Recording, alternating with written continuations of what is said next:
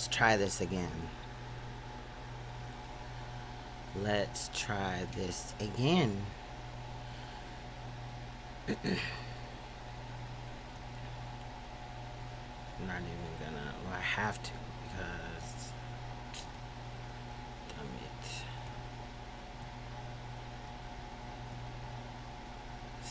Salute. I don't know what the fuck is going on today, but I think that the weather might have something to do with it. But give me 1 second, why? Because I kind of just restarted my computer and then just went back live. So I'm gonna play some music to see how the stream does before I really get into it. Play this song again.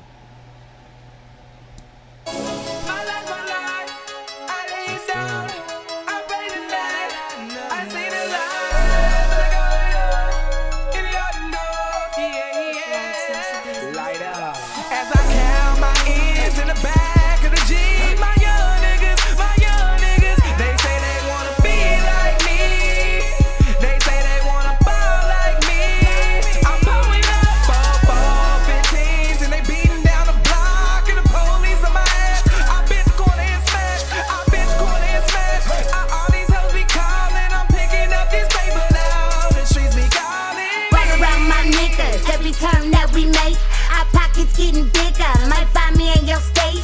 Come correctly get laced up. Can't stop it to make way. My name too for itself though. No catch me out, don't play. I been on the low, stacking paper, let's go. My swag is on $1 million and my team about that dough.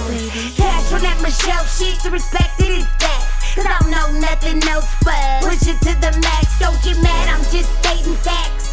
So before you talk shit, please defer to my motherfucking crown. And tip your hat to all the places first the ground since cash it down. KMH, cash gang, bitch. As I count my ends in the back of the Jeep, my young niggas, they say they wanna be like me. They say they wanna ball like me. I'm pulling up 4-4-15s and they beating down the block and the police on my ass. I been to corner and smash. All these hoes be calling. I'm picking up this paper now. The streets be calling. Shout out to all my young niggas who stacking number dope. And shout out to all my haters, I hating like a pro. Keep bringing my name up, I love the fame if you ain't know. Oh, backstabbing vultures, get the fuck on somewhere, ho. I'm too focused on my team, too busy out here getting this dope. To be worried about a nigga or a petty ratchet hoe. And if it ain't about money, then bitch don't call my phone. Cause I'm out here making moves, but your business running slow. Niggas salty cause he pop like a pop can. But niggas look like Mickey Mouse that you can't see him. Fuck with me and niggas shot to blam. All in your face, first lady. Yeah, cash, yeah, trip. As I count my ends in the back of the Jeep, my young niggas, they say they wanna be like me. They say they wanna ball like me. I'm pulling up 4-4-15s and they beating down the block and the police on my ass. I been to corner and smash. All these hoes be calling. I'm picking up this paper now. The streets be calling me.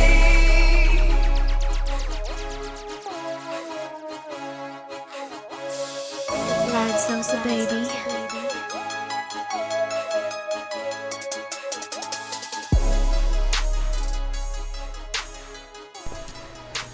Alright, what's good? We're back. I think my computer wanted me to update my computer, even though it's been asking me. He wants to talk about. Oh shit!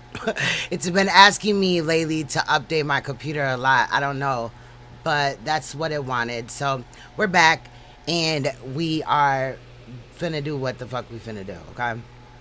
So shout out to everybody that was here, everybody that's back. Hopefully these notifications go out. Please make sure you share if you can. If not, I'm cool with that too. But what's good, Jermaine? Observant stuff and concealed ringleader. What is that link, concealed? I'm gonna see in a minute. But today, we're gonna look at this case. You see what I'm saying? We're gonna look at this case. Still, again, is, you know, It's really day 4, but we're, this is my second time looking at it. Last night was the first time, and I don't have much more for you at this point. However, I do have some other things, so we'll not only be talking about that case.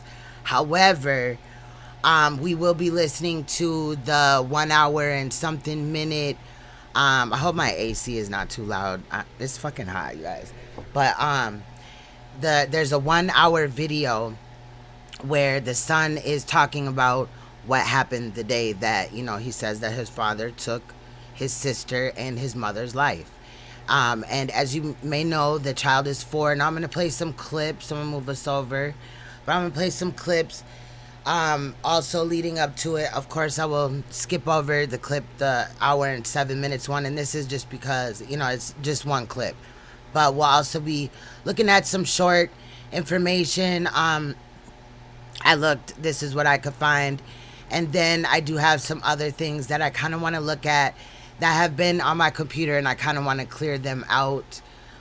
Even though I know that I kind of a little bit talked about Malia, I had 2 other clips that I wanted to share. And I did take that video down with me and Emmanuel. Not the Emmanuel that be in here, but the other Emmanuel, just for a particular reason, a personal reason. There was that. But those that were here for that kind of know what happened in that live. We were chopping it up about Malia and some other things, and it kind of just got off track. So that's why I pulled it down, because I really just wanted to talk about her. I'm going to be real. You know what I mean? But shout out to everybody that's in here. Again, Rachel as well. So yeah, let's get started with it. Hopefully the audio is straight and everything like that. And let's get it. Oh, that was really hard to listen to. O'Neal questioning his own son about the murder of his sister and mother might be hard to watch, but it's also legally unique. 10 Tampa Bay's Madison Allworth spoke to criminal defense attorney Kevin Hazlett about just how rare it is to see family cross-examine a witness and why the judge commented on O'Neal's competency today after watching him do so. Thank you for subscribing, Diva One Allen. Salute. If you're looking at this trial and you ask the question, how many times does a father cross-examine his own son and then question his truth and veracity?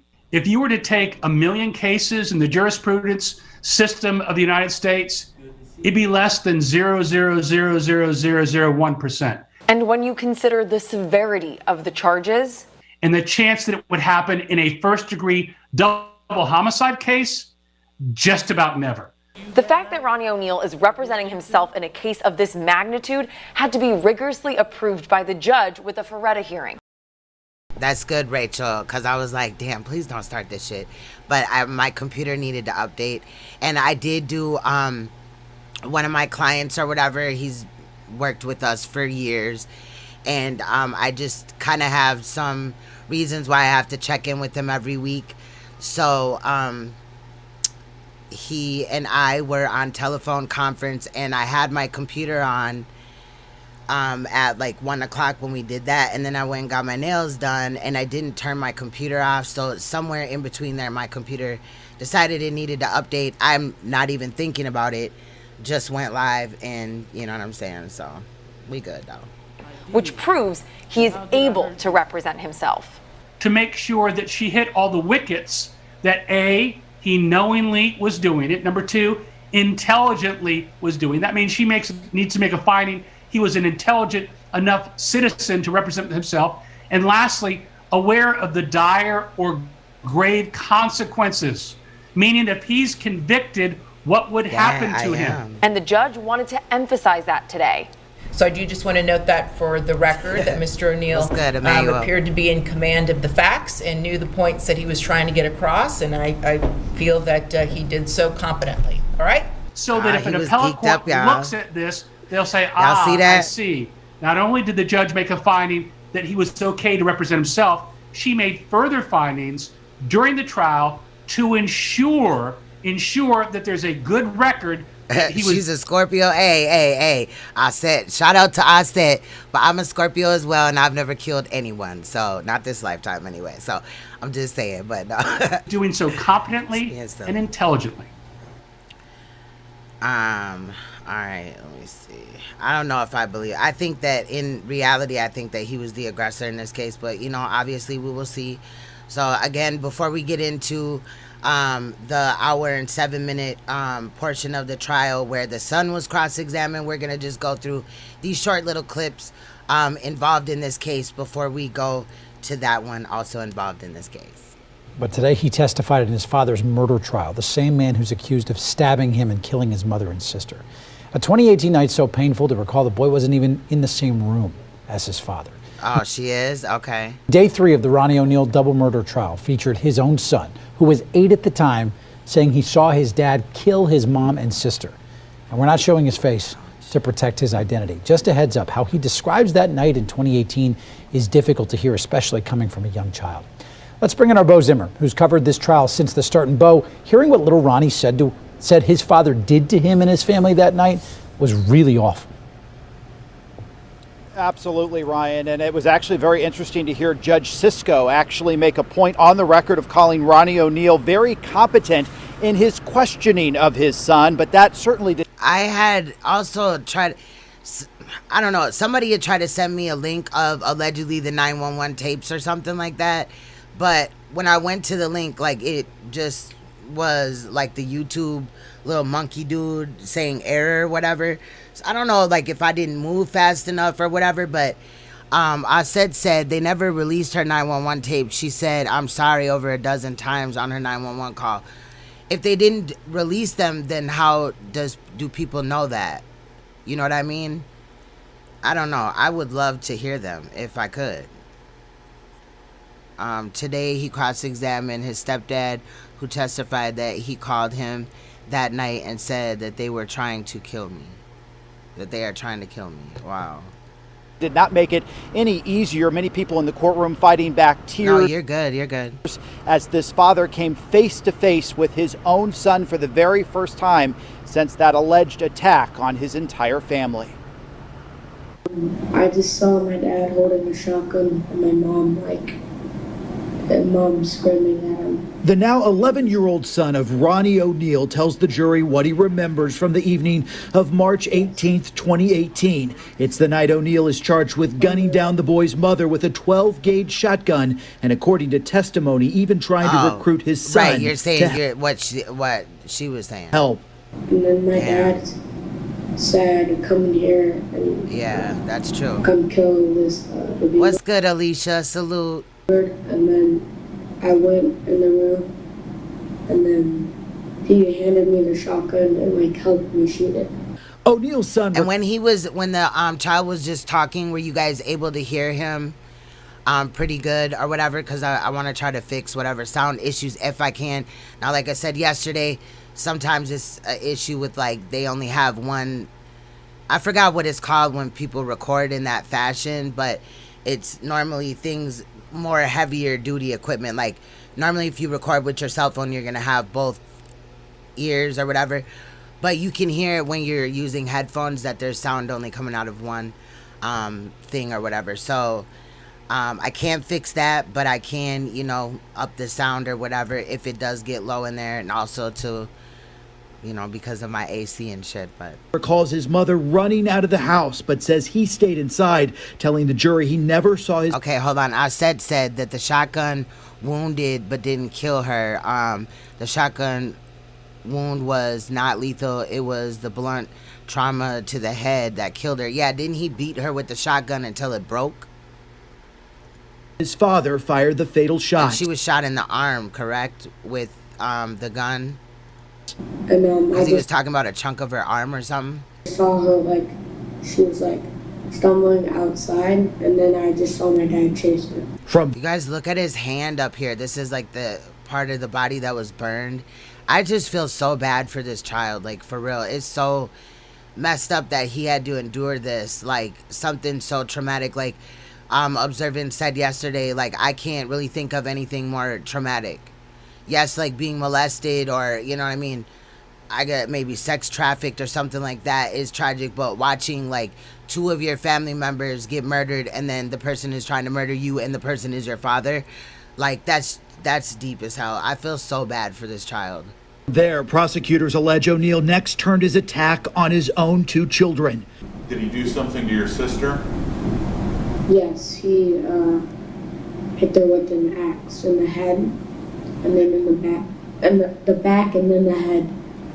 And then I saw her eyes roll, and then there was blood everywhere. O'Neal's son, who investigators say was stabbed multiple times and set on fire, next recalled what happened to him. I was laying on my stomach, he had his foot on top of me, and he was holding me down, and he was like lighting a match. Then came the emotional moment when O'Neal, for cross-examination, came face-to-face with his son for the first time since the attack. How you doing, Ronnie? Good. It's good to see you, man. Good to see you too. O'Neal got to work trying to show inconsistency in his son's previous testimony. He just said that to his son like nothing was wrong, like this was ordinary. That and it said, you know, I heard the child say after he said I miss you, man, or whatever he said, and then the kid said I miss you too or whatever. That's just like playing head games with him because you just tried to kill him. About his mother's shooting, pointing out he might be an unreliable witness due to PTSD. And you said I heard it and saw it. So I said, and it's fine to have a different opinion in here than me or anybody else, but let's, you know, make sure we're respectful and stuff like that. But so your take is that maybe he didn't do it, and or ultimately there's more to the story per se, because you said, which is why I think that she was the aggressor. Yes, there was a struggle over the shotgun. Okay. Do you remember saying that to her? Well, I'm gonna be honest. I said this yesterday. I had just learned about this case. You know, when it was kind of called to my attention and stuff like that.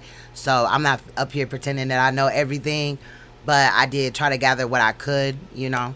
So, okay, you're saying that she tried it. We gonna hopefully find out. And normally on my channel, I like to watch like the whole trial, you know, really be in the courtroom per se. And we're kind of getting that opportunity a little bit. Like at least there's coverage, but we're not getting as much as you know, I would normally like. So, you know, you could weigh in or whatever and, you know, let us know shit or whatever. I definitely appreciate it. It was justified, okay. No, I do not.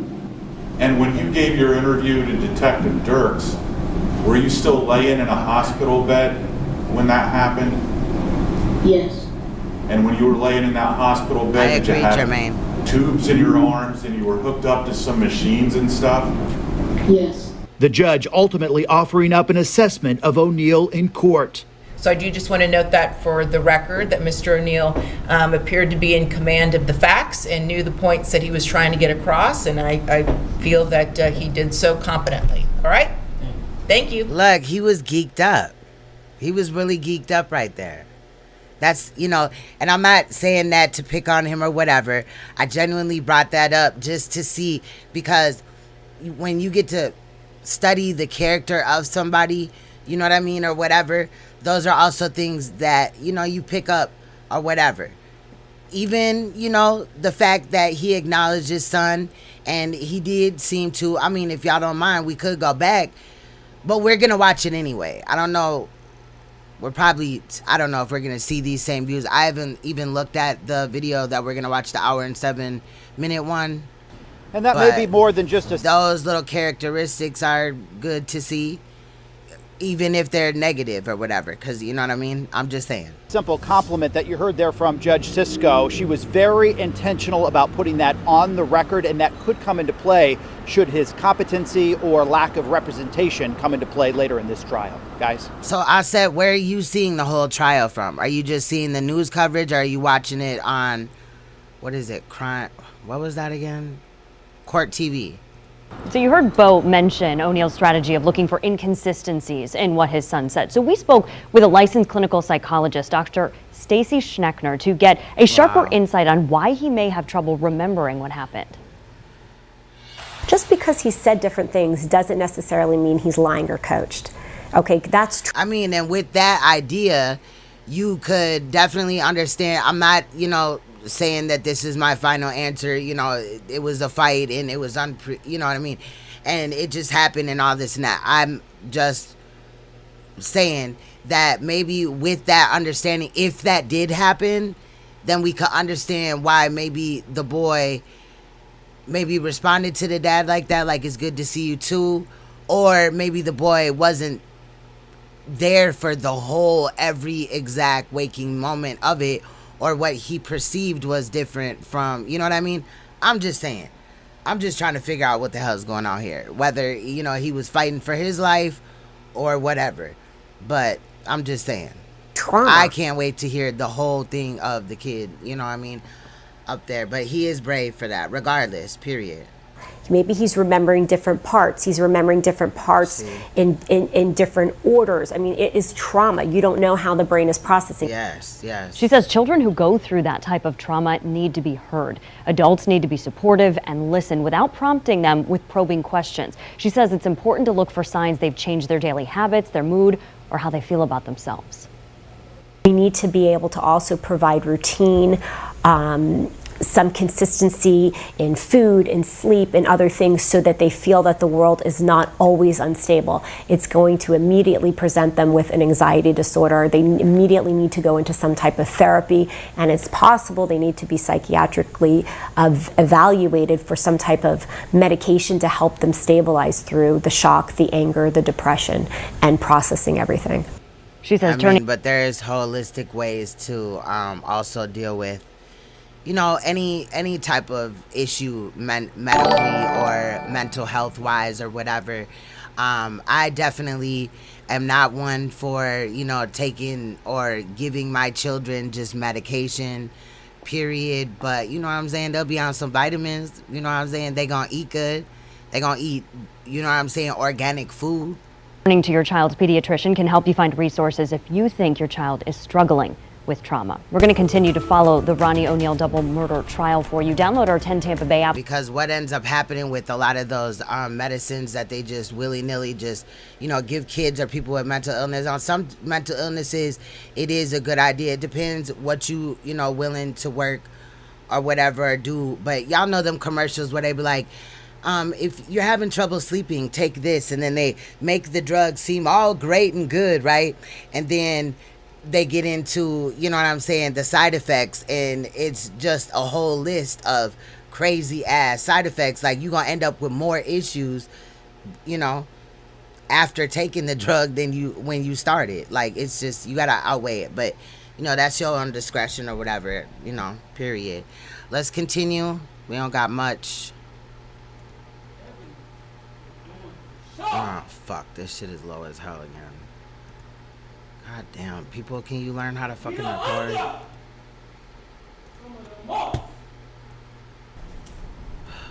Bitches! At least it's both sides this time.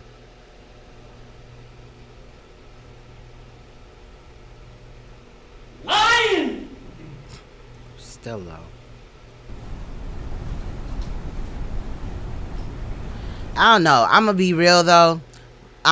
This whole performance that he put on, no. Fabricating! Fictitious government you ever seen.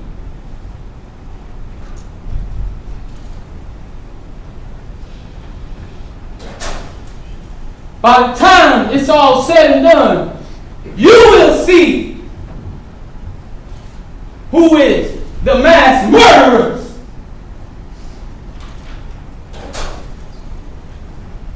In Tampa Bay, the state of Florida. So it looks like it's just a random clip of the courtroom. You will know the day that we just covered yesterday. Why what occurred on March 18, 2018 occurred. And the evidence is going to show that law enforcement tampered with evidence to meet their such high burden because originally it wasn't enough. So we had to tamper with evidence. Since it was such evident already, but we still had to tamper with evidence. The evidence is going to show. Oh, I question everything, but I definitely will. I was still trying to see where you had seen. Oh yeah, it's good on y'all end, but it's lower on mine. Where you had seen the whole trial at. My son did not see me I'm looking murdered. back. You don't have to re-answer again. It says look up Ronnie O'Neal stepdad on YouTube. I His got mom. The evidence is going to show he did not see me shoot his mom. The evidence is going to show my son said many things that are not true.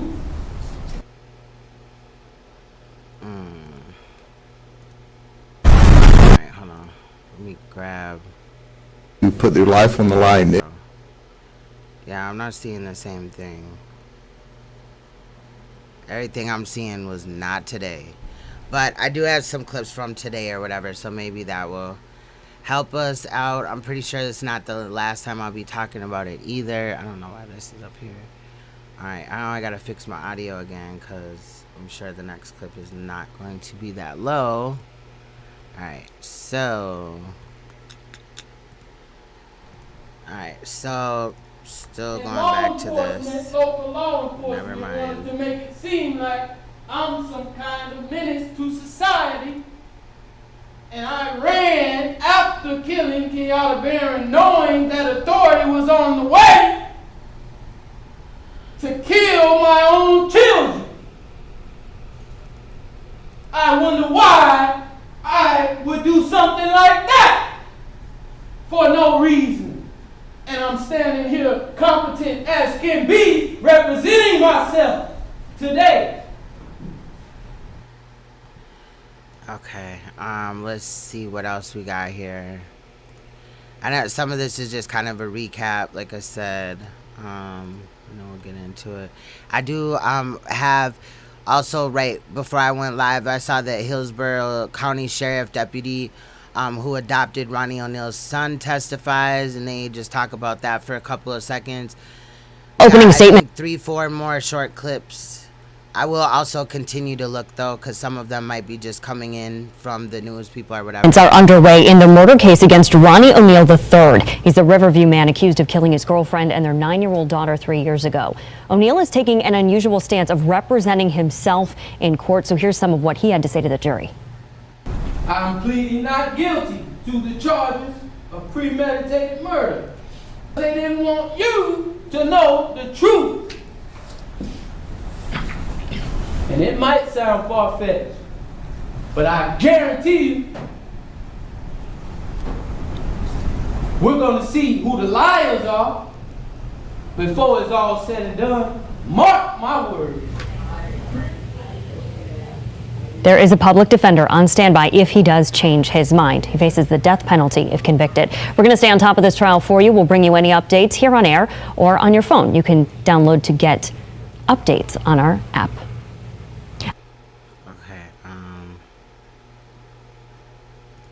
Today in Tampa, Okay. opening statements are set to begin in the murder case against Ronnie O'Neal III.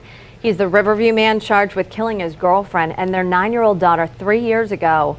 Prosecutors say O'Neal stabbed his son too, but the child survived and is expected to testify. O'Neal will be representing himself in court. Okay, I do have another one. I'm just gonna have to transfer it over because let me just play this one. Just play this one. All right, day 4. Oh, that's actually, there's one of them right here. Painful testimony of the night his mom was shot and his sister hit with an axe. The man accused of killing them is his father, Ronnie O'Neal. And now on day 4 of his trial, we heard from another family member about a call he got from O'Neal that night. And it's not easy to hear some of this stuff, but Bo Zimmer has covered this trial since the start. He's live with us now, and Bo, O'Neal says that call explains his side of the story. Yeah, Ryan, all along, Ronnie O'Neal has said over and over again that it was his girlfriend, Kenyatta Barron, who was the one who was actually trying to kill him. Now, in court, we've heard no evidence of that so far, but today O'Neal's stepfather did take the stand in this case to recount a phone call his stepson made to him late on the night of the attacks. Can you tell the jurors what he told you? He told me, Kiki is trying to kill me, Kiki is trying to kill me, they're trying to kill me. Okay. And then what did he do? And there was so much noise behind the background of the phone, and next thing you know, the phone just went dead. How you doing, man? How you doing? Smith. So you do bear witness that I did call you that night at 11:48. Yes. And I did sound very intense. Very intense, yes. And excited, you would say, or I was putting emphasis on my word, I was like he was in stress. State of stress. Yes, Other witnesses also took. See, I kind of like to see a different side of him, but I'm not swayed yet. Period, because that's his stepdad, so they could have a great, personality or whatever. You definitely can't just decide that because somebody's a Scorpio that they're the aggressor. That's bullshit. Like, that's trash. Because I could say something about all, type of zodiac sign. That doesn't make it true. The stand this afternoon, including a USF pediatrician who described life-threatening stab wounds and burns to O'Neal's son and the ones that he had to be treated for. And just listening to that testimony, as Ryan said earlier, was just so difficult. And it was one of the first times we actually saw O'Neal appear to show some actual emotion listening to his son's injuries. We can tell you also that multiple fire investigators testified earlier today, and they indicated that they found evidence of accelerants, specifically gasoline, that was used all around the home to help get this fire started. Guys? Bo, thank you for your Okay, hold on. As Ryan, because he had said something about he was emotional. Now, I thought I may have seen a tear like on his nose, but I do believe it was a fingernail, so that's why I did rewind. I read body language, I read all type of shit, and I'm just not swayed. His behavior in the courtroom the first day was not a good example, period, point blank. I don't know. Why is the daughter dead, though? Like, so she killed the daughter, and then, I don't know. It's just weird.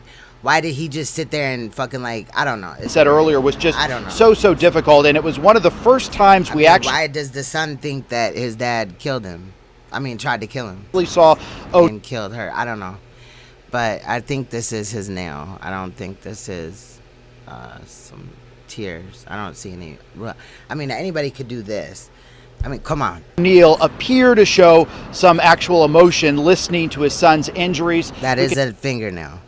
I can tell you also that multiple fire investigators testified earlier today, and they indicated that they found evidence of accelerants, specifically gasoline, that was used all around the home to help get this. No, I don't know. Are you trolling, Offset? Because you cannot be serious. I've had spouses. I have one right now. You know what I'm saying? Bro, I ain't never thought about killing them. That's a fucking crock of shit. Fire started. So I don't know. Like what Well, you're doing. thank you for your coverage all week long, and every single update we get from this trial is going to be. I don't know. That's not being open-minded or trying to get to the truth. Just, you know what I mean? Oh, because they're a Scorpio. That's a fucking lie. So anyway, Hillsborough County Sheriff Deputy who adopted Ronnie testifies today as well. Like I said, I'm not sold on the stepdad. I need to definitely see more than that and all that. What? Stabbed him, I and can't that he believe hurt I'm his talking about this right he heard him kill his mom and sister. That testimony yesterday didn't make Ronnie O'Neal cry in court, but there were tears today from the Hillsborough County Sheriff's detective who adopted. What's good, Wax Dog? O'Neal's son. What's good, 33 Machiavelli? Salute. Bo Zimmer was in the courthouse when O'Neal and the sheriff's detective came face to face for what was an emotional cross-examination. Bo.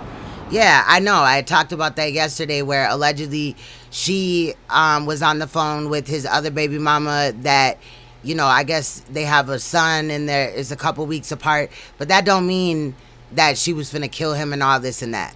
Like, period. I definitely feel like there was definitely a reason, and he also, you know, showed that he is capable of being an aggressor. He definitely wasn't, just innocent in this situation, to me, based off of how he acted in court the first day. You finally get a voice after 3-4 years, and you make a complete utter ass out of yourself, and like swear to God you're on Law and Order or something like that in the courtroom, when now is your chance to speak. He should have took that 3-4 years to get his shit together.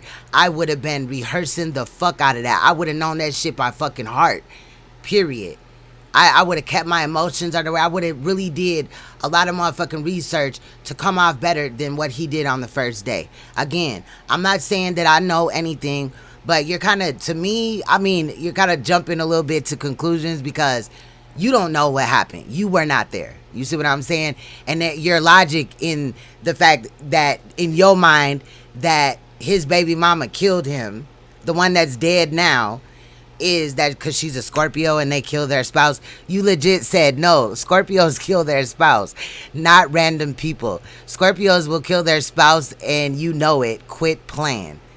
Well, I'm a Scorpio. I know several other Scorpios, because a lot of the times if you're in a zodiac sign, you may be in a group or whatever. I'm in a group on Facebook, and I know several even real life Scorpios that live on my block, and they're not killing their spouse. You know what I'm saying? I don't know. That was the funniest thing I've ever heard in my life. And Ryan, we all knew this had the. That's like if I said that Aries eat ass. You know what I'm saying? That's totally random. Some Aries would not eat ass, and some will. You know what I'm saying? I'm pretty sure some Scorpios have, killed their spouse. I'm pretty sure some Tauruses have killed their spouse.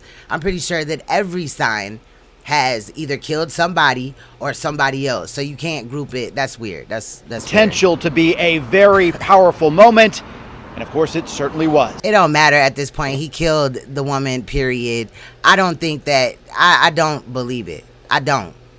And that's the reason, this reason right here, and I'm not trying to argue with you and go back and forth. I respect your opinion, but I'm also going to state mine because this is my channel. But, I don't know. This shit's just weird at this point. The detective, who we're not identifying because of his relation to the victim, told the jury he only had... because him getting on the phone with his stepdad saying that motherfuckers is trying to kill me, what if he had just beat the shit out of his baby mama prior to this, and then there was the wrestling and scruffling because she in his face, or she trying to hit him back? That don't mean that she was trying to kill him. You never really know. And off of a phone call and a stepdad sitting on the stand, bro. Limited involvement in the actual case. It wasn't until I'm not saying that you eat ass. See, I would have lost anyway because there's probably somebody in every fucking zodiac sign in my chat room maybe right now. I don't know how many people is in here. Okay, it definitely could be one of each. So I would have lost either way. You know what I'm saying? I know they don't eat ass. I know hella Scorpios and they don't eat ass. Weeks later, when he visited the hospital to bring little Ronnie a Bucks jersey and signed football, when a relationship was born. As I was leaving, Ronnie had asked if I'd stay and watch a movie with him. O'Neill's son eventually went into foster care, but when his many medical appointments became too much, a guardian ad litem approached the detective to see if he might know someone who would be a better fit. I told her that, I told her my wife. You're a Virgo and you kill people? He told Jermaine he a Virgo, he kill people. Not Virgos. Virgos don't kill people.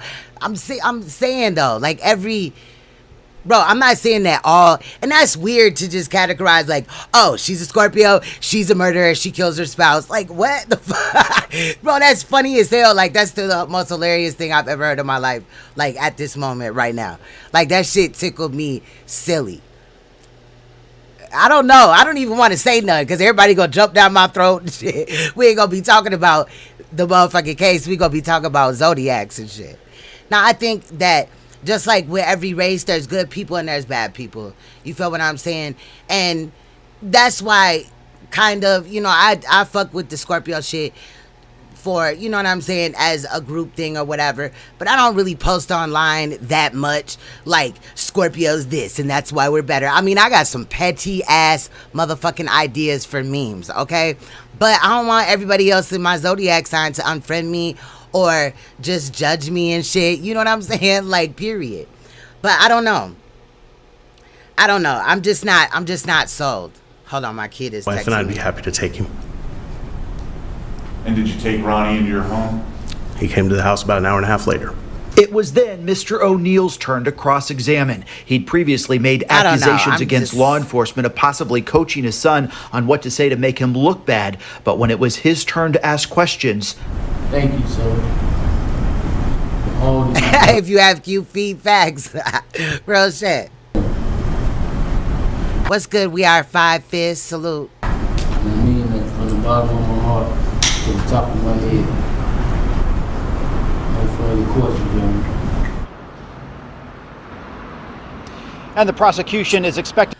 Bro, come on, I said. This is kind of comical to me. You know what I'm saying? It says Scorpio is the second serial killer in the zodiac behind Pisces. My daughter's a Pisces and she ain't killed shit or let it die. Matter of fact, if you even kill like an ant or a bug in front of my daughter, she will fucking flip out. She is like Rachel on steroids, okay? My daughter's not on steroids, but you know how Rachel is the animal lover? Like one time, there was a spider in my fucking car. Like my windows was down. We had a lot of trees. This was last summer. And she found a spider. She just went to the spider, didn't give a fuck if the motherfucker was poisonous or nothing. And it walked, like she put her finger up to it and it went on her finger. And then she, you know what I mean, put it in the grass all elegant. Like, I was like, what the fuck? I was blown the fuck away, okay? Literally, like, my daughter cries about shit, like videos of, like, you know what I'm saying? And that's just a good-hearted person. I'm not, making fun of my child or nothing like that. I had to think about it. But... you know what I mean? She's not finna kill nobody. I'm just saying, like, period. I know other Pisces and, my children's father is a Pisces and he ain't killed nothing. You know what I'm saying? So I'm just saying, like, what? I mean, one of mine did, but he was a Sagittarius. But, he is. But he's not, you know what I mean? Like, he's just not a serial killer, murderer type. So your logic already doesn't make sense. You know what I'm saying? We gonna start looking up people's birth dates in correlation now. We're gonna make that a thing, Royal Family, because I think that is just hilarious. To wrap up their case tomorrow morning, and from there we're told the jury could begin deliberations by early. You know what? That's bullshit, I said, and I'm gonna call you out. I said that you have to be put in a domestic situation, not a normal day situation. Okay, well, I've spoke on my channel plenty of times that I was in a I was married to a man that used to beat the shit out of me every day because he felt less than, okay? Now, he was a Pisces. However, he did not kill me, okay? Now, it's a Scorpio and a Pisces, the two allegedly most serial killer-esque people in the zodiac sign. However, nobody died. Okay, now he beat the hell out of me, but I was in a domestic situation where he was the aggressor and I didn't kill him. So your logic is out the window, baby. I'm sorry. It gets no respect over here. That's bullshit. Early next week. And that's like me saying people with motherfucking green hair masturbate on the bus. The fuck? Have a verdict. You know what I mean? Like, soon after. What? Come on, bro. That's just wild as hell. People become serial killers off of genetics or because maybe their childhood was fucked up or something like that. I also had a fucked up childhood. I was molested and shit. I'll talk about that on my channel too. And I didn't kill nobody. My mom also abused me when I was a child. I didn't kill her. She's still alive. I'm just saying, your logic is a little off, baby. It's off. It's off. It is the same. It is the same, okay? It is the same, and you know it. You're just in here to be argumentative and shit. It's fine, though. Thank you for, causing us to start, I'm going to be looking at cases different. Now I want to know the person's zodiac sign so we can really get down to the business, Please raise your right hand. All right, let me make sure the audio is good. Now, this is the testimony of the son. And let me make sure that I up it a little bit because, he might be soft-spoken, which we would totally understand. And or the audio is messed up. So let's get it, y'all. Affirm to tell the truth, the whole truth, and nothing but the truth. So help you God. Yes. Very good. Thank you. You can put your hand down and we are ready to proceed. Let me know if the audio is good, y'all. Good morning. How you doing? Good. Okay. And I can hear you nice and loud. And I know we can see each other. But I just want to make sure you understand that while you're testifying, I can see you, and I can see when you nod your head and when you shake your head no. But this young lady over here is our court reporter, and she's taking down everything we say. So if I ask you a question, you're answering yes or no, you need to. You're not giving me data. You're not giving me, who did that? Why did you block? It's okay. I mean, they can say whatever they want to say. You're not giving me data when, like, I'm showing you somebody right here, right now, I said, that has went through all the things that you just said. I unhid you so you could speak. Concealed or nobody, don't block that person, please. But I'm telling you that I've experienced every single thing that you have said about Scorpios allegedly being fucking murderers. And, and I don't think you're trying to argue. This is just how I talk. I cuss like a sailor and all that. And if you truly did donate, much love and respect. I definitely appreciate it either way. However, is who both locked up? The son is not locked up. No, he's been adopted. So basically, okay, so allegedly the dad, Ronnie O'Neal, allegedly killed his baby's mother, his 9-year-old daughter at the time, and attempted to kill his 8-year-old son. After that, then he decided that he was going to set the house on fire. So really just, the logic of I said is kind of off a little bit to me as far as what I know. But again, I do not know everything. You see what I'm saying? But Ronnie O'Neal is the only one that's in jail right now. He's just representing himself in courtroom. Hey, I am Mark Clark. Salute. Answer out loud, okay? Yes or no? Okay, I appreciate it. You know what I'm saying? And like I said, we can have a difference of opinion. I just don't feel that that's valid. I mean, again, sat here and I told you every single thing or whatever. I told you a relatable story, and you told me that it's not valid and all this and that. So, I mean, but it is because I'm a Scorpio. Like, come on. But anyway, that's fine. We don't have to agree on that. But I'm not a serial killer, and I don't know any Scorpios that are, so. Okay. Or a killer that is gonna just like, oh yeah, I forgot. You said that people that are Scorpios are inclined to kill their spouse. So they wouldn't kill like just a random stranger. It would be somebody, their spouse or whatever, significant other maybe. And then you're saying that there's data. I'll definitely be looking into it because I love a challenge regardless. I love to challenge with information, but definitely facts. And, I'm just saying, I'm just being real. Okay, thanks. I'd be lying to myself if I agreed with you. Can you tell us how old you are? Exactly. And when he went in there, Aset said he don't have to prove that he's innocent. He has to prove that he's not guilty. And when he went in there on Monday in his opening statements, he proved that he was a fucking idiot. In my opinion. He proved that he was an idiot and that he is an aggressor with the way that he was sitting there yelling. It was uncalled for. It was unnecessary. He sounded like a half-assed lawyer, like a jailhouse lawyer, and a preacher at the same time. I just wasn't buying it, and it just didn't sit right with me. I feel like he is, and there could have been some type of tussle, like I'm saying, but I'm not, I don't know Kenyatta, the baby's mother, to know for a fact if, you know what I'm saying, she's aggressive or not. Either do you, though. You know what I mean? I'm just here to deal with the facts. That's all. When's your birthday?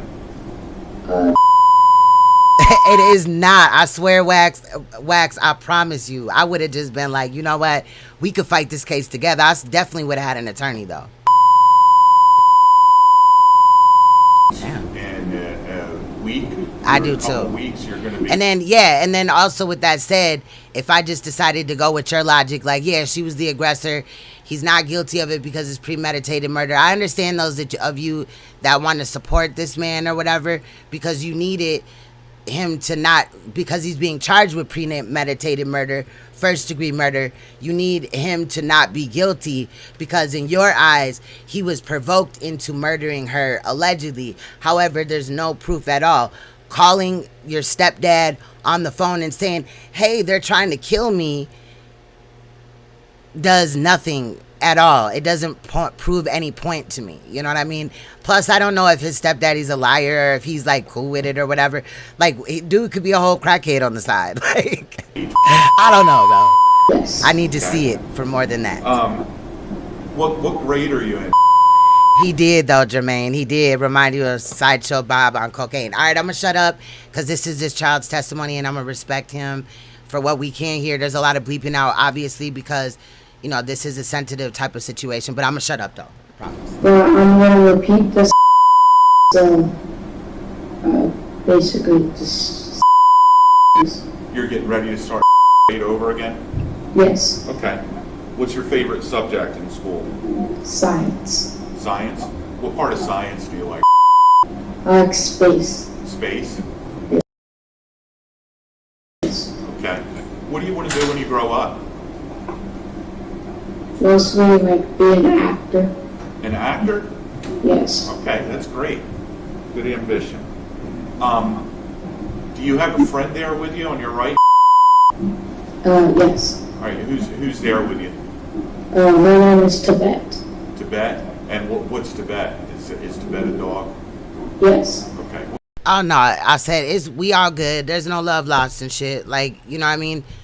Period. I'm not. I think it's actually funny. I mean, you know, I'm gonna look into it though, and if there is, you know, some truth to what you're saying, you know what I mean? I'm just more curious at this point. Ain't no love lost. It's all good. What kind of dog is Tibet? Do you know? Golden Retriever. Golden Retriever. Do you have any dogs at home? Yes. Okay, what kind of dogs do you have at home? I have a Labradoodle. I have a Snowdrift. And then I don't know what the other one is. Okay. And have you kind of become friends with Tibet over the last couple of years and gotten to know Tibet? Yes. Okay, you like having Tibet there with you today? Yes. Okay. And we talked about your name, and we introduced you as that's your name now, right? Yes. Okay, and you've been adopted, and you've become part of the Yes. Okay, you have any brothers and sisters?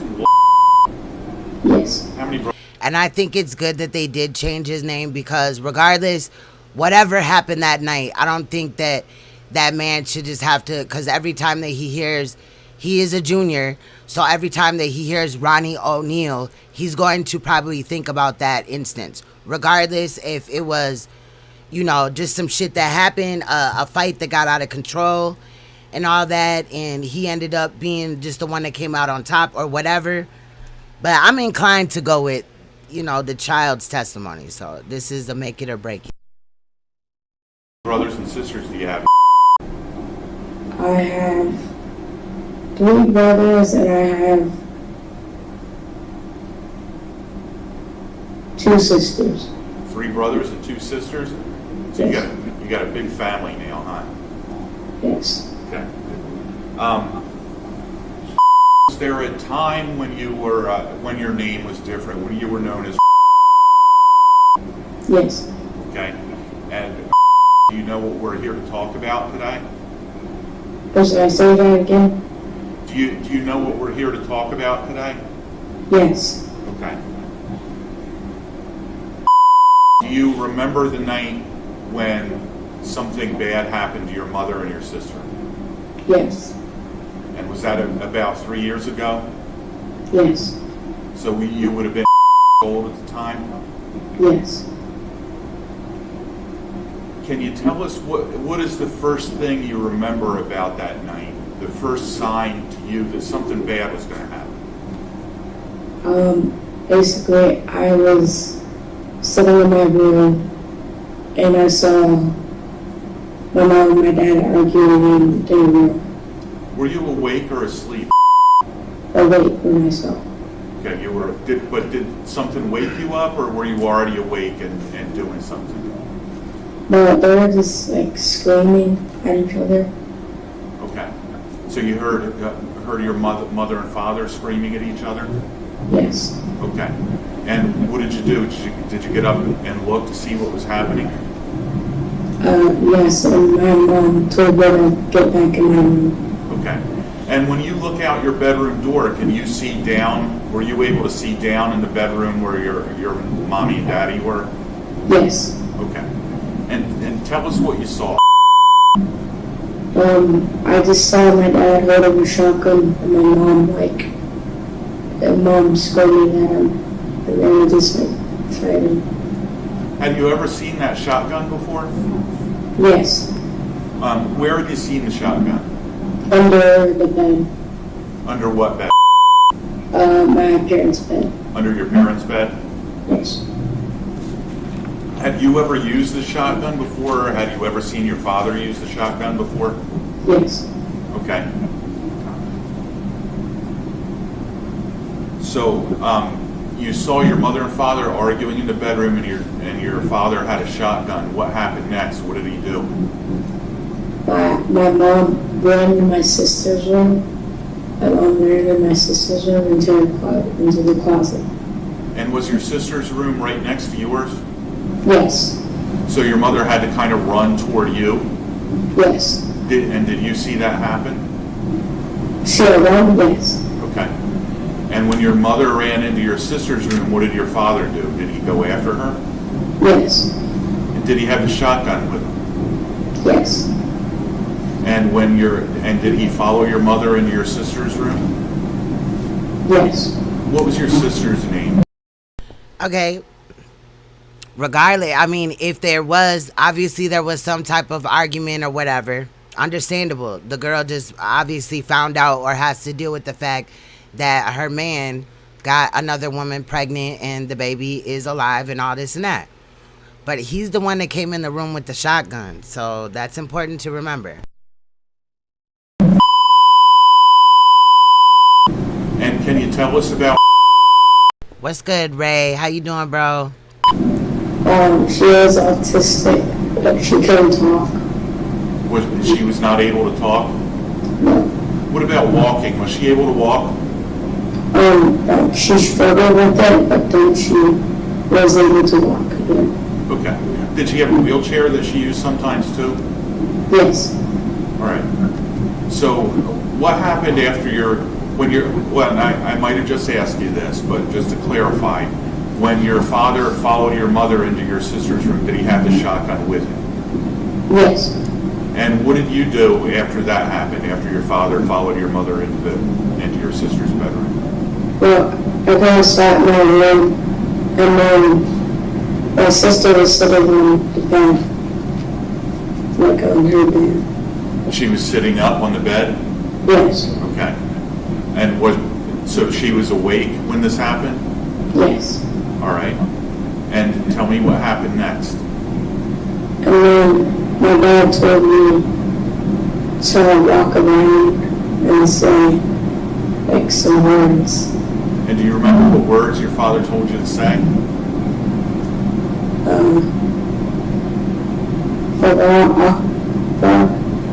Allahu Akbar? Yes. And he told you to walk around and say that? Yes. And did you do that? Yes. And where were you doing this, walking around and saying Allahu Akbar? It was like we walk at the front door, we walk in, and then it was there, so like the living room. Okay, so you went out to the living room and did this? Yes. Okay. And what happened next? What did you hear happen? And then my dad said, come here and come carry this the beaver, and then I went in the room, and then he was running with a shotgun and he helped me shoot it. And you went back into your sister's room? Yes, because he said, come help me. Yeah. Did you hear any shots from the shotgun before that? Yes. How many times? One time? Yes. So when you went back into your sister's bedroom, did your father hold the shotgun in your hands? Yes, he was helping me. So were you both kind of holding it at the same time? Yes. Do you remember whether the gun went off while you were holding it?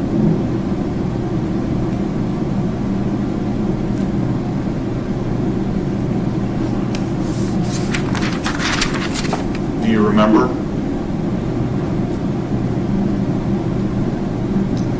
No, I do not. Okay. Do you ever remember any more gunshots from the shotgun other than the one that you just testified, or is one shot all you remember? Yes. Just the one shot? Yeah. Okay. Did your father ever ask you to go get anything for him? Yes, he asked to get a knife from the garage. From the garage? Yes. And did you go get a knife for him? No, but I couldn't find it. You couldn't find a knife? Did he ask you to go get a specific knife or just any knife? Like a hunting knife we used to use, like a hunting knife, I guess. Okay.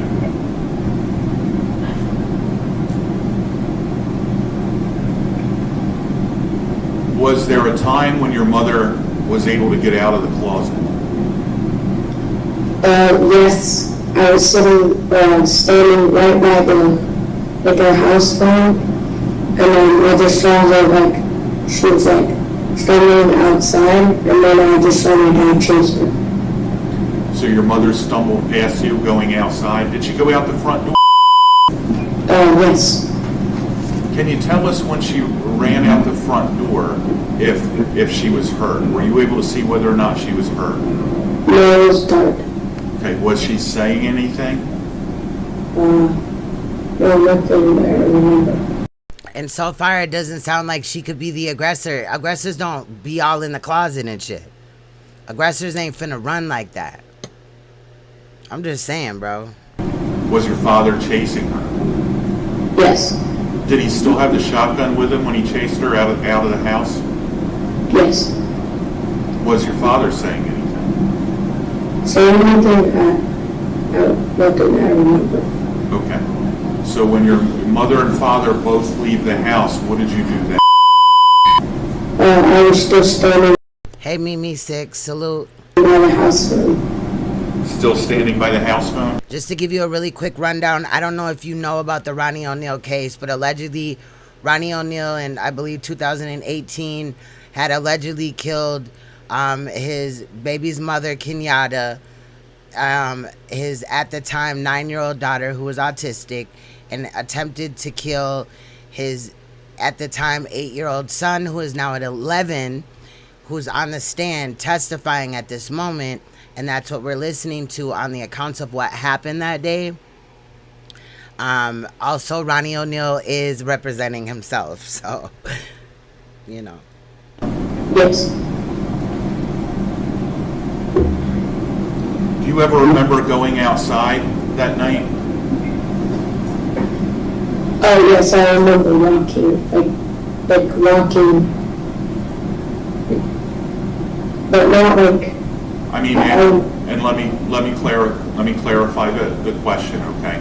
After your mother and father, after your mother ran out of the house and your father chased her, did you go outside at that time? No. Okay.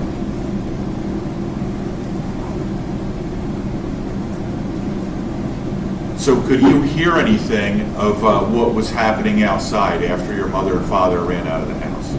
No. Did your father come back in the house? Yes. And can you tell us how long do you think he was gone?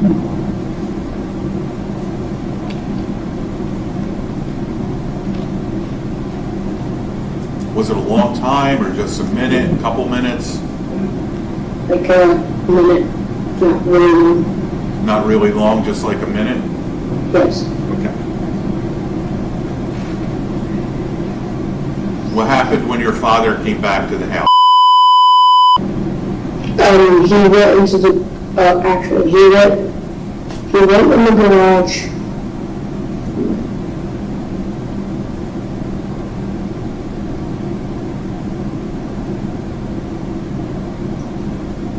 Did he do something to your sister?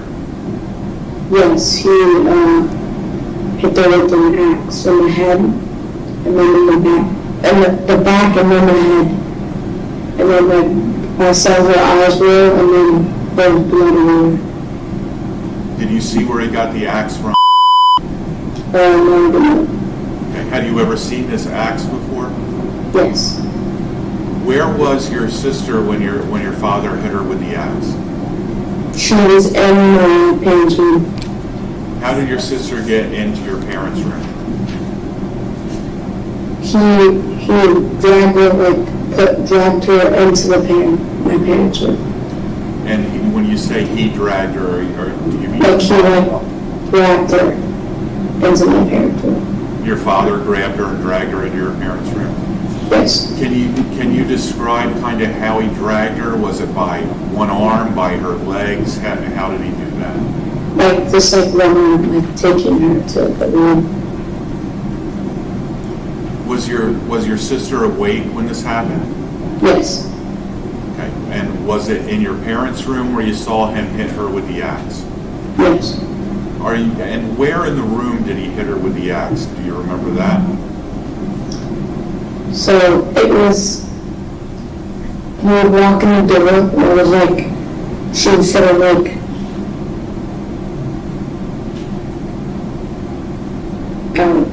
she was sitting like right by the door, but like you could close it and she was still in the room, but like, so she was like in the room basically, but like by the door. Okay, so kind of just inside the bedroom, Yes. your mother and father's bedroom? Yes. Okay.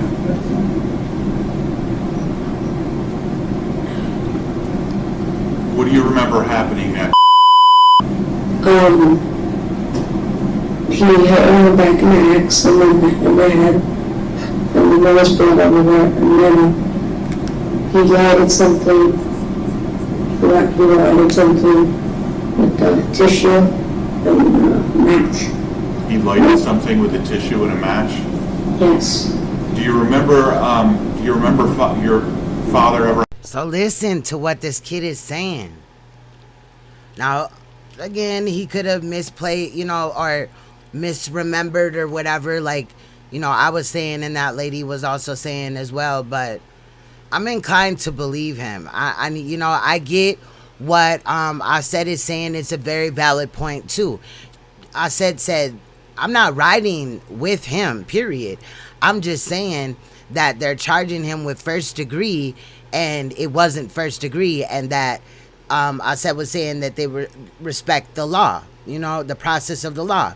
And I feel that. I can understand possibly they should have charged him with second degree murder, because that very well could be, the situation. Situation can definitely escalate very quickly, especially on the grounds, that this family may have been going through. I'm not, definitely not attacking autistic people, but it can be some of a challenge. You never know what their financial situation was. And then, the baby mama just found out that this dude was cheating or whatever, and the baby and all that. I'm also not saying that, totally that the woman was, just innocent. You could definitely provoke shit by your words. However, I don't feel like because somebody says some shit that you don't like, you should be able to like kill them or attack them in the least bit. You know what I mean? But I'm just saying. But the fact that he used the axe and all that, that's definitely way more personal. And I don't know, just in my opinion at this time, nothing changed. For having a can of gasoline. Yes, he like spread it everywhere, and then he got the match, and then he dropped it on the ground, and then put like all the fire up here. Before he did that, did he cover your sister with anything? Cover?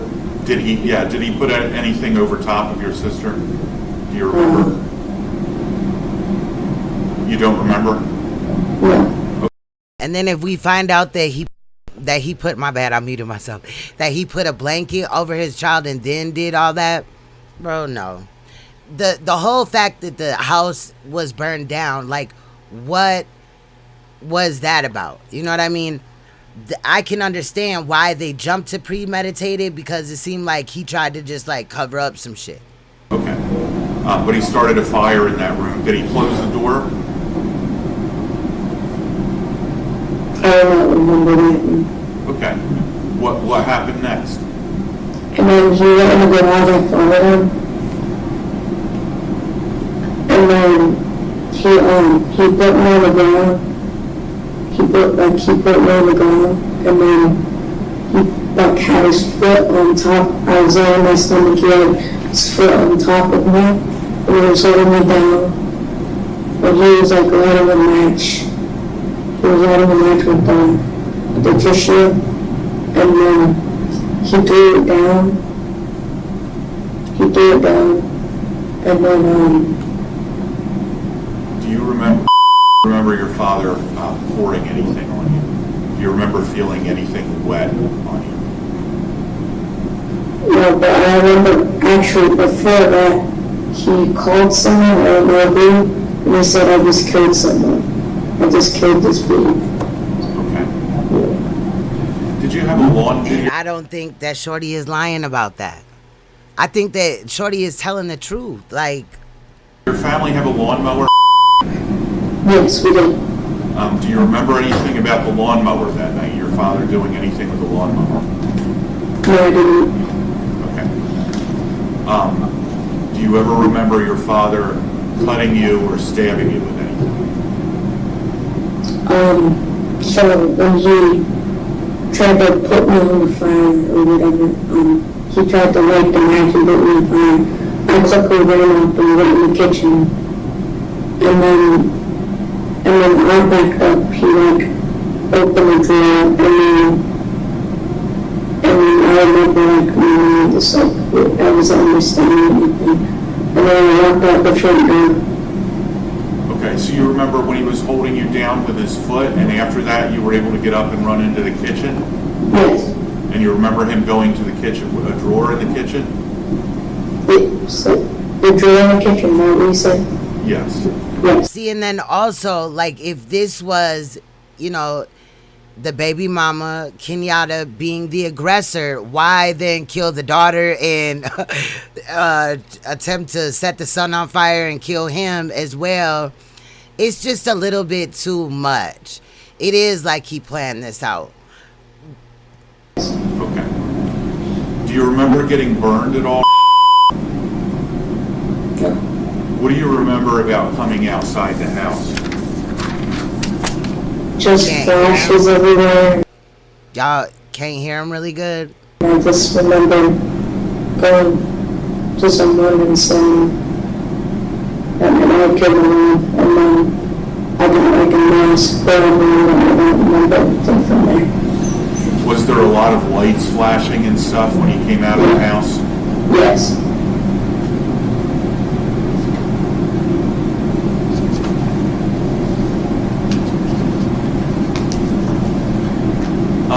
After this happened, were you in the hospital for a little while? Yes. And do you remember how long you were in the hospital? No, I didn't. Okay. And do you still have to see doctors for some of the injuries that you got that night?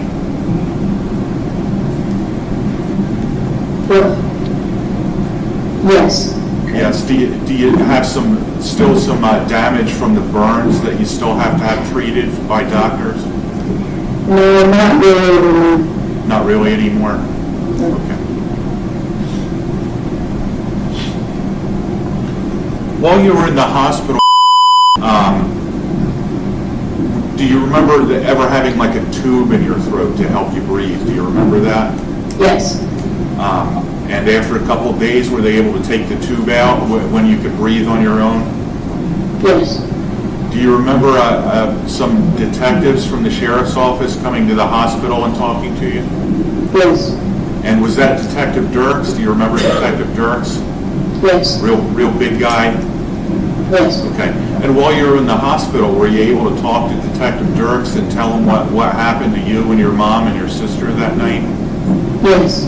Okay. And then kind of several months after this happened, did you get to meet the go live with the Yes. Okay. And is your daddy Mike? His first name's Richard. Is your daddy Mike? Yes. And does your daddy work for the sheriff's office? Is he a detective for the sheriff's office? He's not a detective anymore. He's That's right, he got promoted. He's a corporal now, isn't he? yeah, corporal. Okay. All right.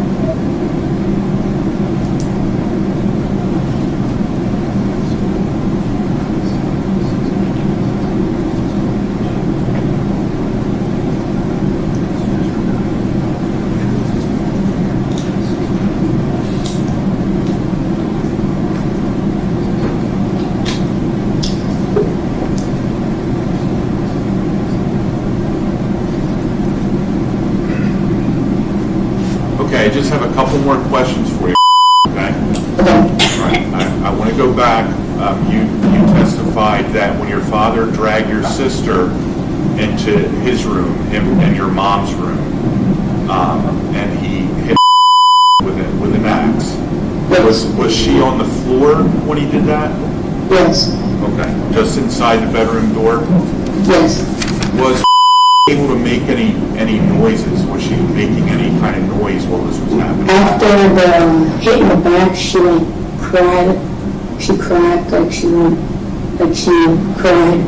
Okay. A little bit, and then he hit her in the head. And then he hit her in the head? Yes. And did she stop crying when he hit her in the head? Yes. You said your father called somebody on the phone. What was he using, a cell phone? Yes.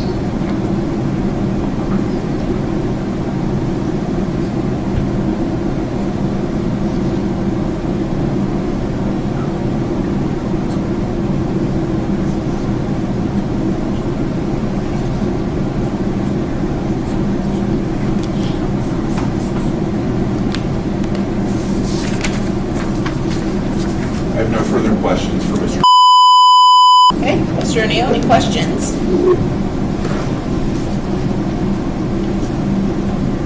So now we're going to be heading into Ronnie O'Neill. So he's going to be interrogating his son. And like they said, this does not happen much because people normally don't represent themselves in these type of cases. But let's see what happens.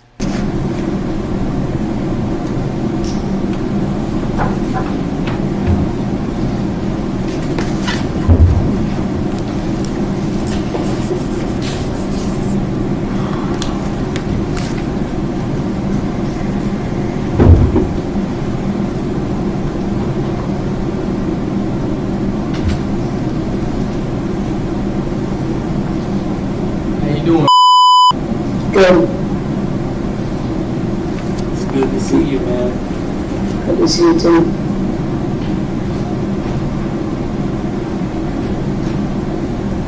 Do you remember talking to some attorneys that came to see you? And they said that they were there on my behalf by the name of Jennifer Spradley and Carolyn Schindler? What's the objection? Improper impeachment. I'm not impeaching. Okay. I'm asking. This dude don't even know what impeaching is. What? Well, the question on the table is if he recalls the attorneys coming to see him. He can answer that question as far as yes or no, but then we'll see what the next question is. So you can go ahead and answer that question. Do you recall that event happening? Yes.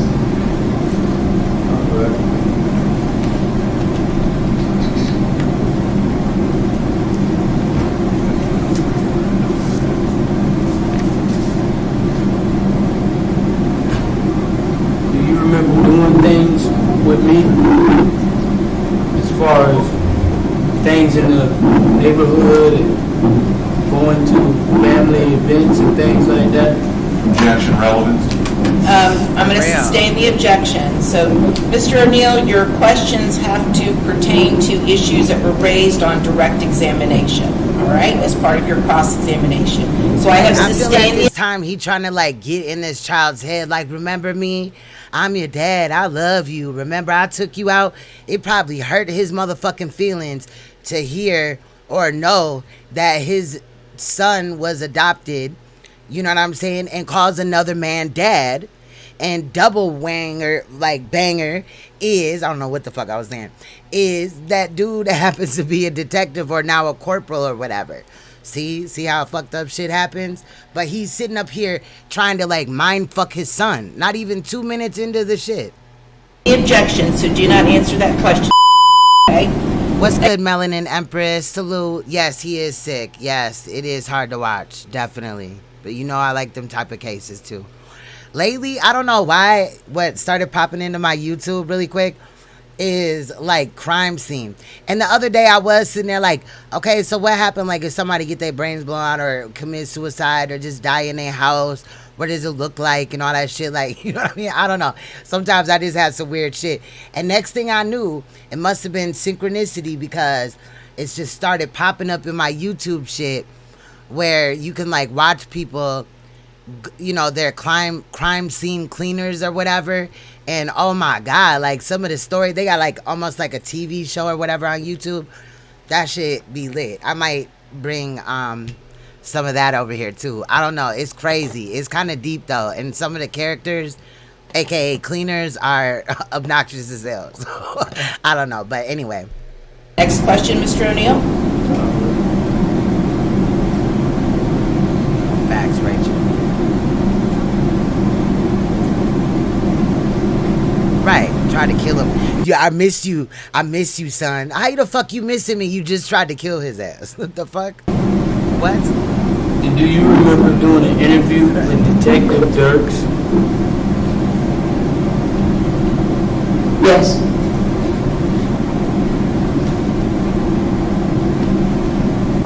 Did you guys go to basketball and football games and things like that together?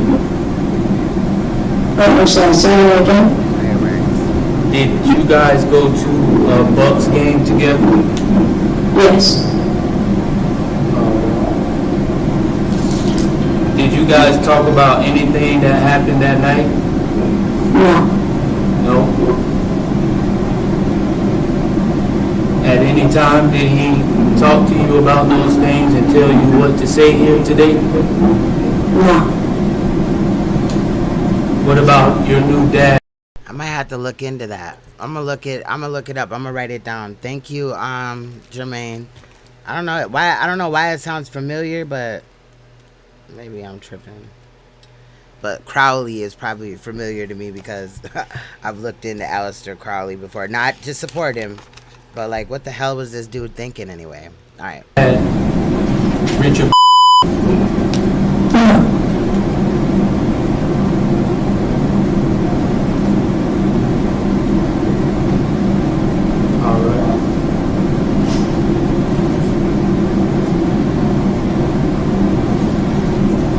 See me beat your mom? No. Did you see me shoot your mom? No.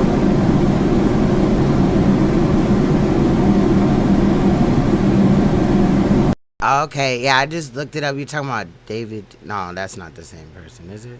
No, that's a film director. Never mind. I'll look into it though. Thank you. I wrote it down. Oh yeah, and I did on one of my channels that ain't up no more. I had shown that, and I didn't get flagged for that, which I thought was weird as hell. I did show the gray state. I gave them credit and everything like that, but they were flagging other people or whatever. I do know who you're talking about. You're talking about the dude that lived in Apple Valley, Minnesota. I swear that was the dude that I was looking up, and he killed his family. Yep. Are you sure?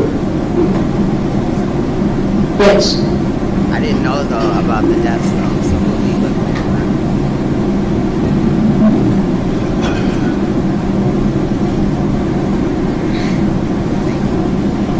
Do you remember doing an interview with a woman named Jennifer Miller?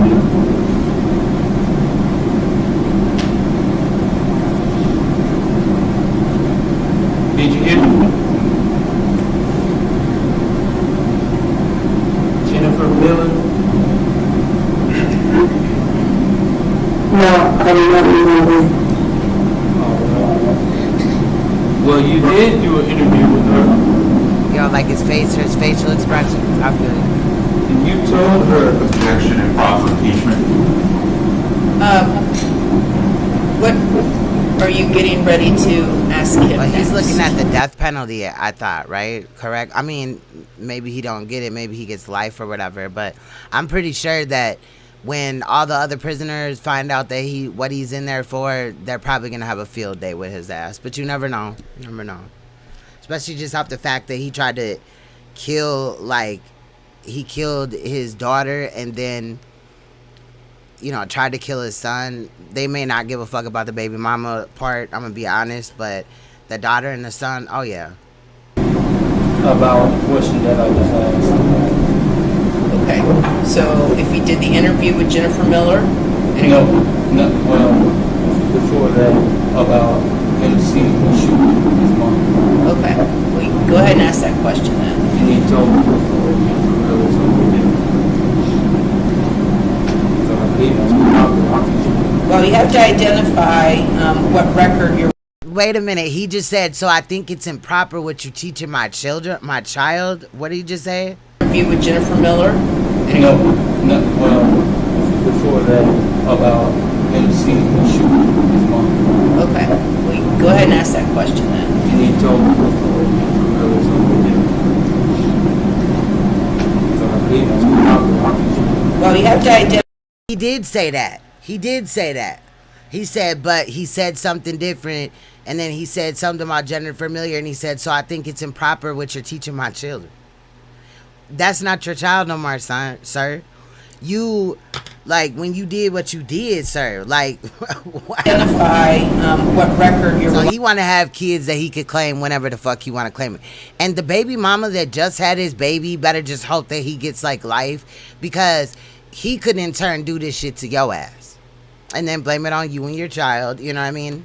Line upon as far as the statement goes. Where's yes, ma'am. I was about to. Oh, improper impeachment? Maybe. Let's listen to it once again. I don't want to lie on the man. You know what I'm saying? About him seeing the shooting his mom. Okay. Well, go ahead and ask that question then. And he told me there was over there. So I gave him some. Well, you have to identify. Okay, you're right. You're right, Lori. I jumped the gun. Thank you for, you know, calling that to my attention and shit. Because I think I'm just a little bit emotional right now. Thank you, though, Lori. That is facts. What record you're relying upon as far as the statement goes. Where's yes, ma'am. I was about to do that. I know, but you have to identify for the record. So you need to give the state the heads up on what record you're going to be utilizing or relying upon. Well, it's Jennifer Miller interview, page 24. Okay. Page 24 of what? Really quick, I do like that he has a different tone because it's already hard enough. They probably already told him, like, if you get loud as hell, we're finna end it or something. You know, they probably set some type of protocol, but I do like that he is not yelling, but I wish that he was talking just a little bit louder because I guess, you know, this mic isn't really picking his voice up, but. Look at the judge though, she's like. Is that from a deposition or from a report? That's not from a report, it's an interview. That's sort of a deposition from Jennifer Miller. All right, State, do you know what Mr. O'Neill's referring to? I believe this is a forensic interview. Okay, so go ahead. Page 24, line 15. Do you remember telling her after she asked, she said, and then you said that there was a shooting outside and then in your sister's closet. And then she said, Yes, I'm pretty sure. He's probably working on that now. Hopefully it's more entertaining, you know, or I don't know. I don't know. I would be taking this really serious if I was him. I wonder, do they have attorneys on standby? I don't remember what case it was, but we had watched somebody represent themselves before, and they had like an attorney on standby or some shit like that, but it wasn't like no serious shit like this. I can't even remember it for the life of me now. And then she said, they had 2 attorneys on standby. Who was getting the shooting? And you said, my mom.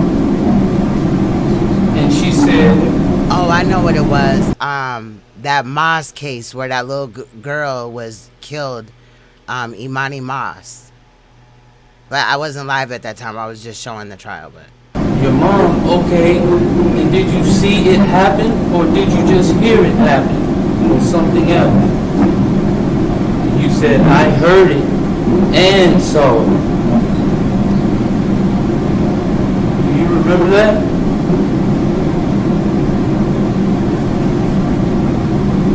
Do you remember making that statement to Miss Miller? Yeah, just answer yes, no, or I don't know. Like saying that my mom shot. No, let me ask it again.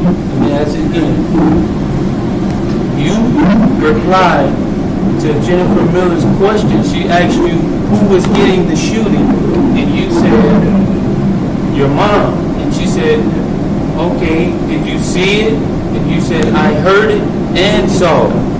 Do you remember saying that to her?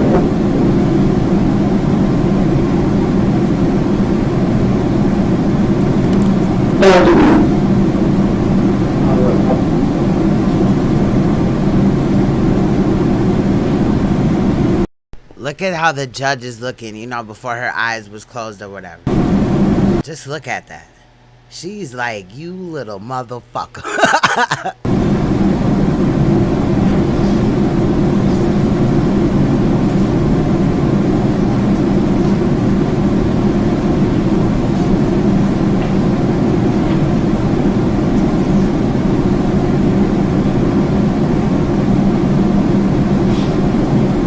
But you did hear a shot that night. Is that correct? Yes.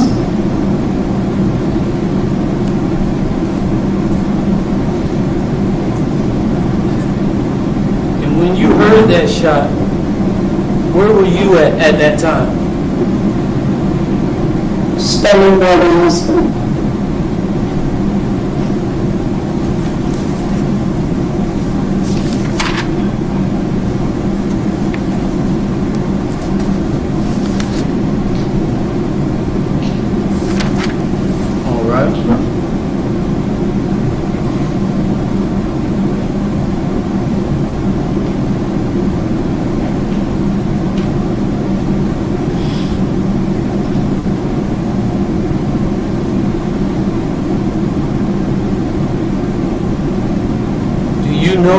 Where your mom was shot at?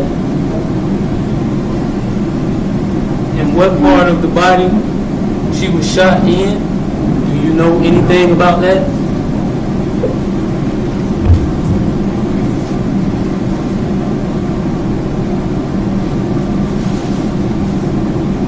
Can you hear me fine? You said where she was shot? Yes, sir. Do you know where your mom was shot at? No.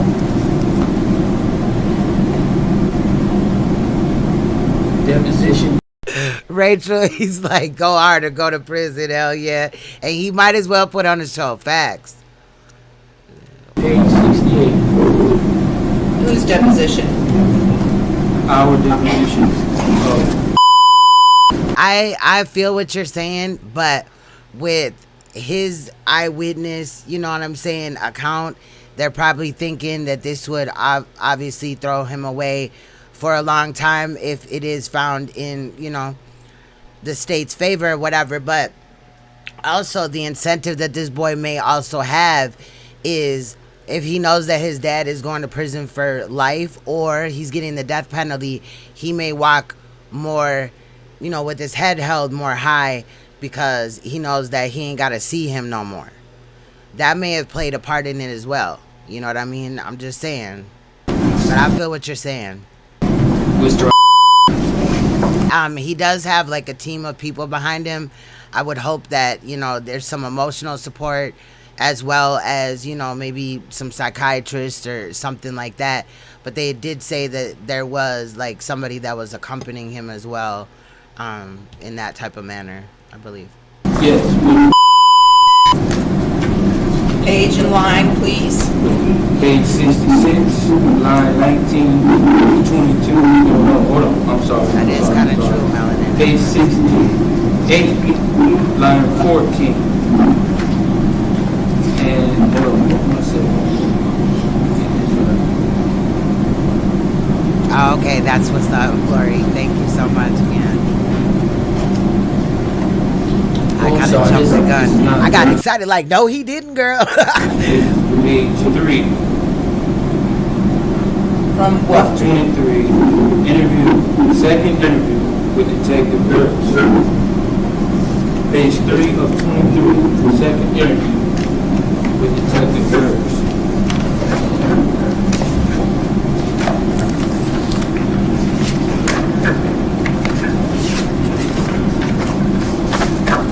And what is the question? Just a moment. Hold on, I'm sorry. Hold on one second. Let the state find what you're referring to. Okay, you may proceed. All right. And so you said you do not know where she was shot. Is that correct? Yes. All right. Well, did you know that you told Detective Dirk? What two kid, Melanin said, do those two white kids shooting at cops have to go to court? Which one? I don't see. I'm kind of removed a little bit from what's going on with the news because, you know, I was absent, but I'm finna get back into it. I'm definitely am. But which ones? And no, I don't think you're trying to start a race war. During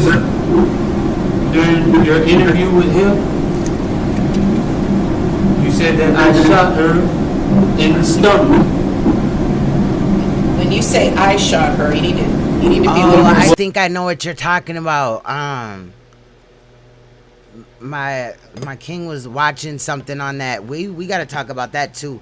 But tomorrow, y'all, and I don't know if I'll be here this weekend. My kids kind of requested their little time or whatever on my off time. But well, I'm not off. I have to work. But still, I don't know. We'll see because it's summer and they might at the drop of a dime be like, I'm going to my friend's house or whatever. So, but there's another situation that happened. Now, this is not the manner that I wanted to bring it to this channel, but I've kind of talked about this channel holder before. It's nobody in our sector or nothing like that, in my lives or whatever. But basically, this channel holder kind of brings you like a lot of interviews that like are very unique, I would say, and you know, interesting. But it's basically people's life stories and stuff.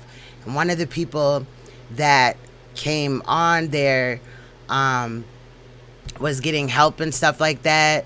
At first, you know, that's how a lot of people kind of, I think, found out about the channel. But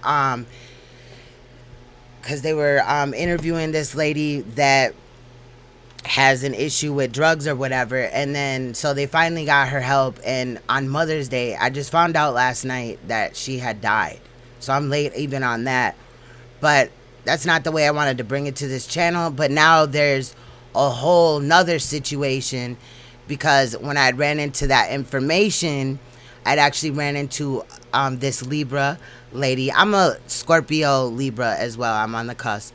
But she was, you know, breaking it down and stuff like that. And I was kind of, I don't know, the whole situation is weird or whatever looking back at it. So I kind of wanted to share some of her content as well.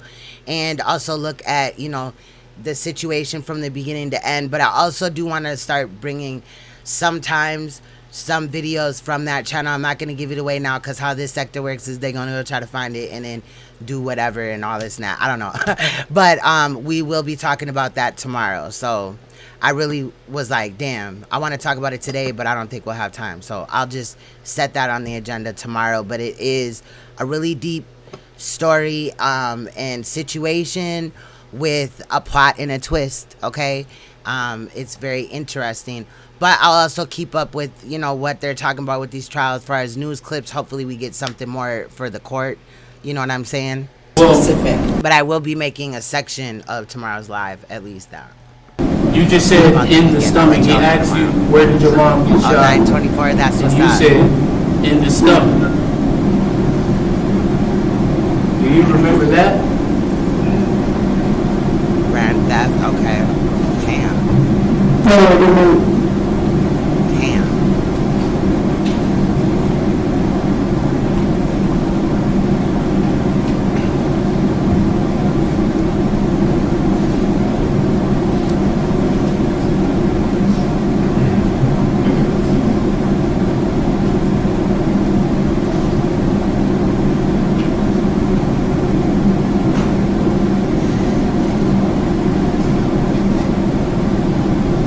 She's like looking him up and down. She's looking at the top of his dress to like his shoulders. Like, Now you said just a while ago,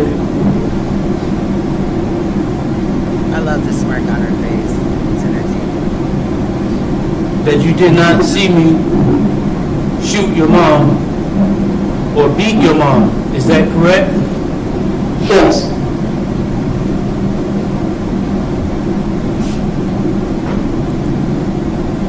Page 28. Interview with Miss Miller. Miss Jennifer Miller.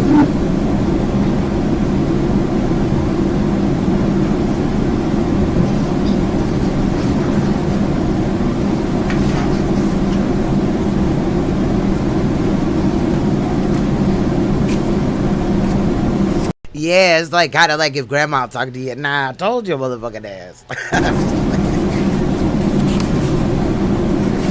I love her. She is comfortable. Some of y'all may remember her again from the Do you remember telling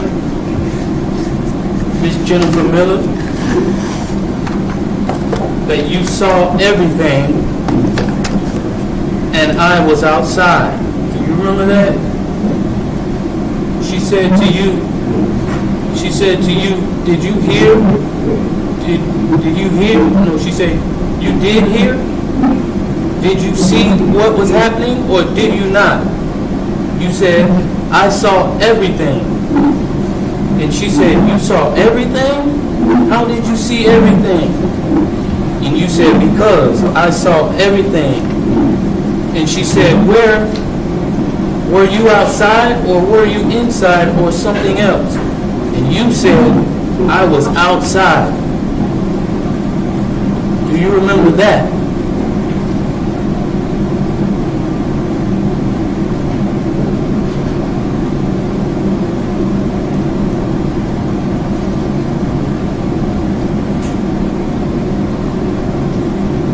The question is, do you remember saying that to someone named Jennifer Miller?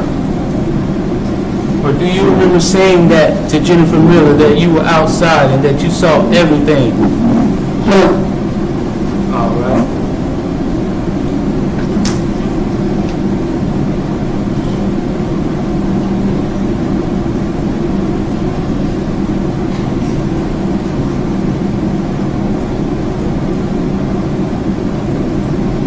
And did you know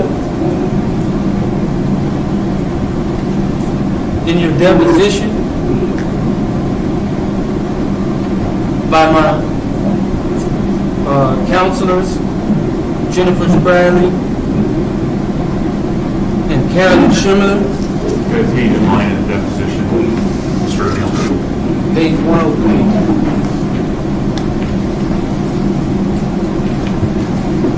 Did you know that you told them that you never went outside with your mom before the police arrived? Do you remember telling them that?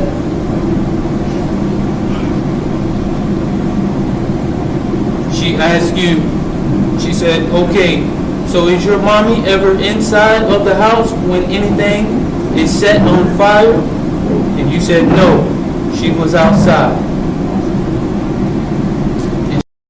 Yeah, but then you also just tried to cover up that you killed your daughter and you were trying to kill your son. I believe that whole thing, what he was talking about with the Kleenex and all that. She asked, he looked like he would use a Kleenex to start a fire. okay, and are you ever with your mom outside the house? And you said, no. Do you you remember telling her that? Yes. You do. What's good, Dice? Salute.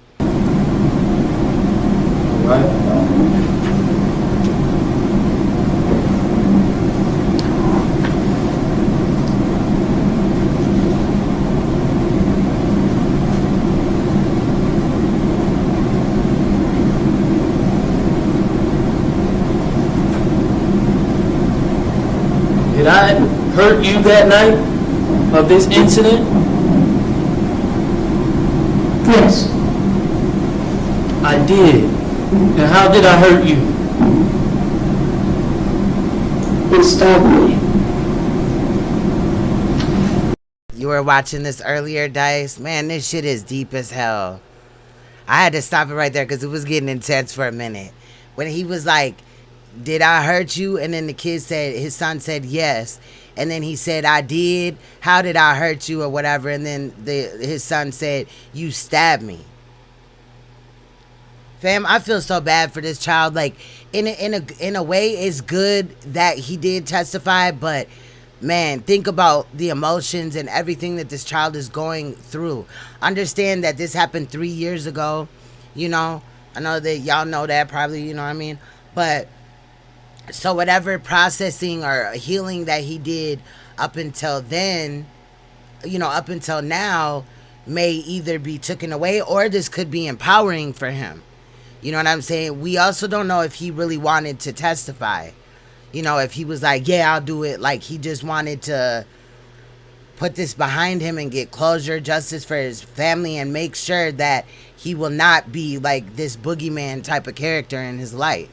Because essentially, if he does get the death penalty or he gets life in prison, he'll never be in his son's life. His son would have the opportunity to decide if he wants to go up to that jail and see him. If there's no opportunity, no way for him to get out or he's going to die, that child can finally get some closure. But I salute this child because talk about strength, baby. Either way. Me too, observing facts. I thought he was going to break down when he said, yeah, you stabbed me. That's why I was like, hold on, wait. I couldn't breathe for it.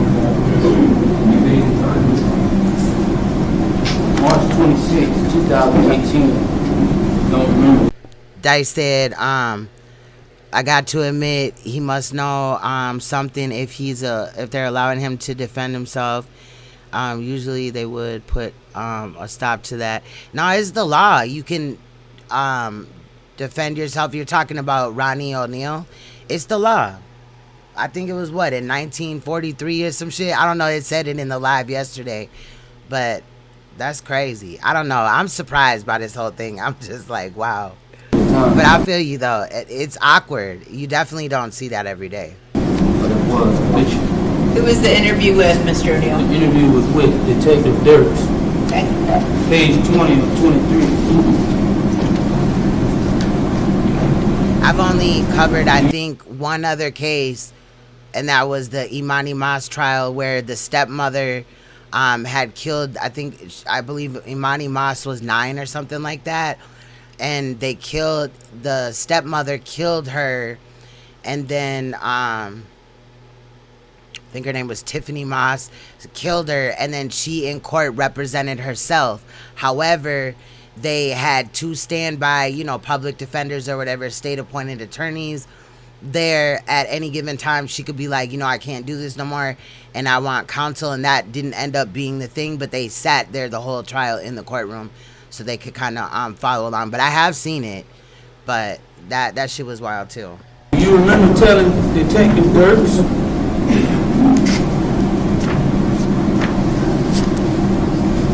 after he asked, did your dad hurt you the night that he hurt your sister? And you said, no, he didn't hurt me. Do you remember that? But I don't know though if that's like everywhere. Maybe in different states or whatever. I think, it might be just Florida is that way or whatever.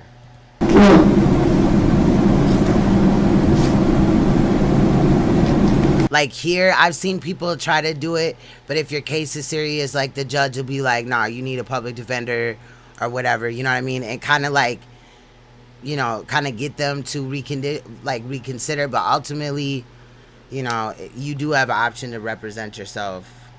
You know what I'm saying? Here, I think. I've never seen it happen though. I've seen people talk big shit like on the first court date or whatever, but when it starts going through, they change their mind.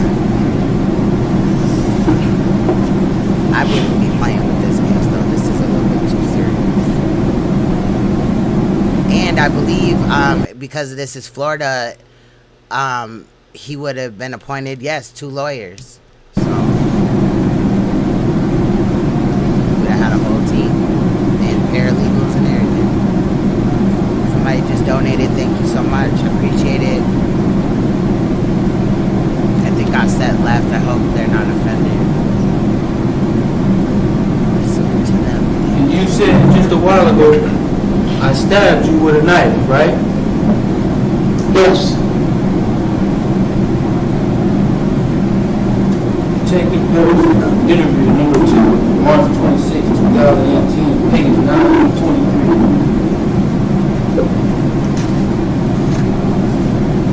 Do you remember telling Detective Dirks? I'll be right back. I need to use the restroom. When he asked you, when did he hurt you with a knife? And you said, I don't know. Do you remember that? Yes.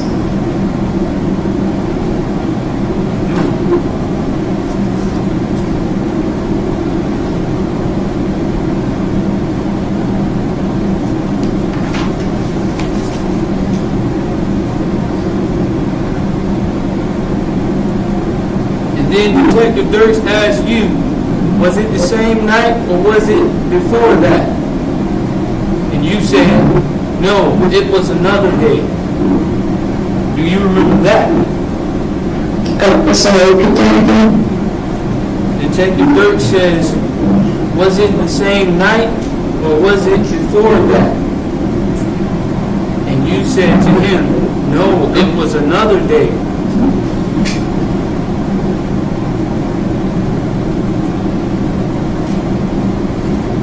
And he said, and was that the same night you came to the hospital for all this or something else? And you said to him, something else. Do you remember that?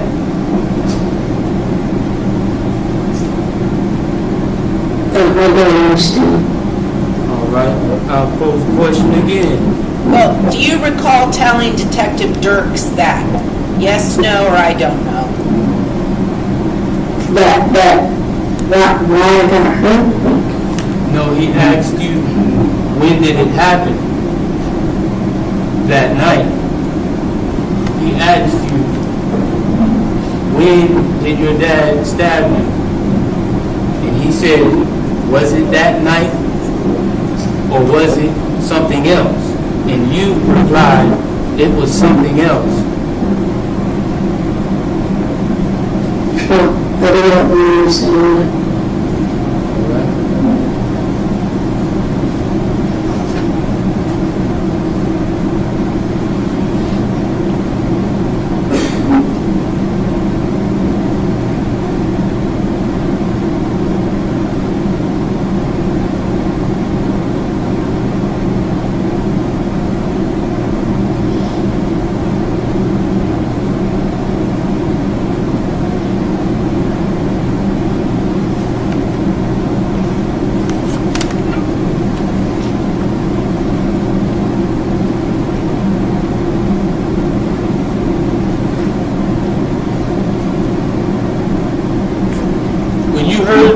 Gunshot that night.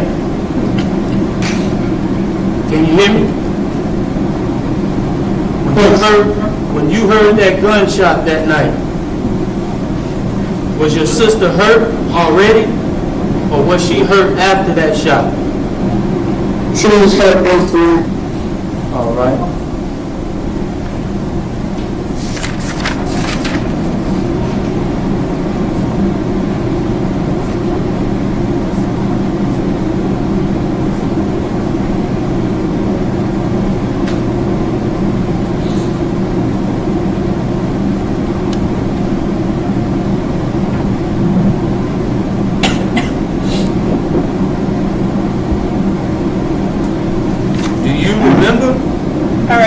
I'm sorry, hold on one second, Mr. O'Neill, 1 second. So I just want to make sure, let's just take everybody, just take a moment. Let's stand up in the jury box and just stretch and get blood flowing. We're not taking a break, we're just taking a little stretch break, all right?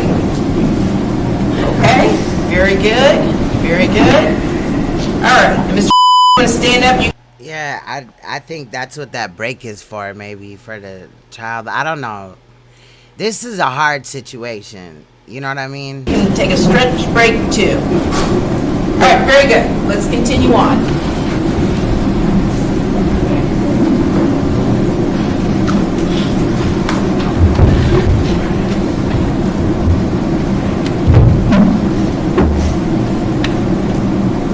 So you did say that your sister was hurt after the shot, right?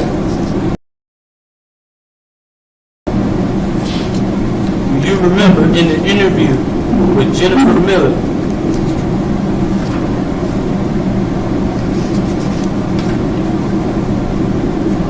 I kind of feel like, because Melanin Goddess said, I pray that he doesn't be like his father. I kind of think that maybe he has a chance, not saying that it's bomb as hell, that, you know, his adopted dad, you know, used to be a detective, now is a corporal or something like that.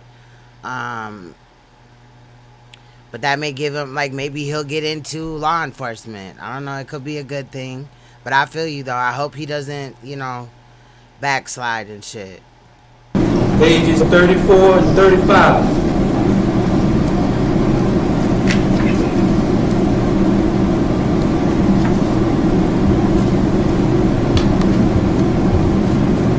And also, well, let me just start with Jennifer Miller. You told her on page 34 and 35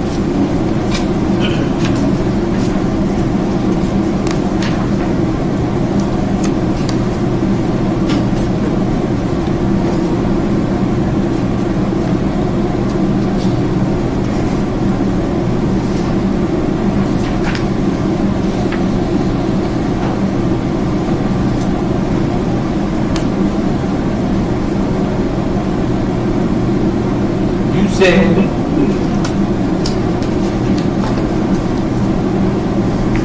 she said, was your sister hurt before or after the closet shooting?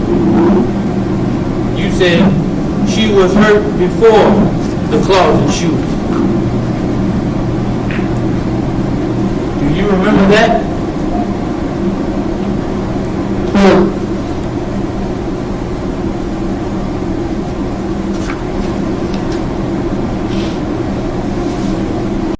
Okay, much love, Melanin Empress. I know this is definitely hard to hear.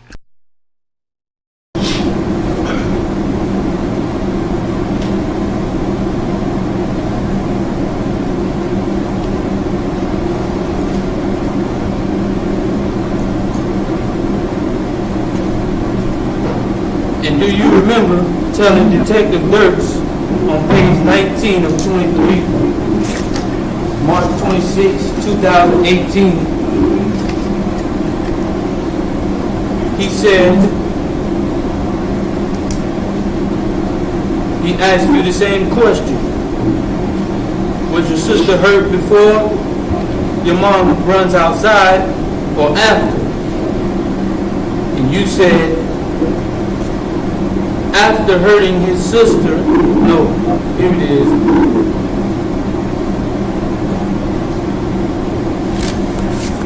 You said after hurting your sister, then I hurt your mom and ran outside. Do you remember that?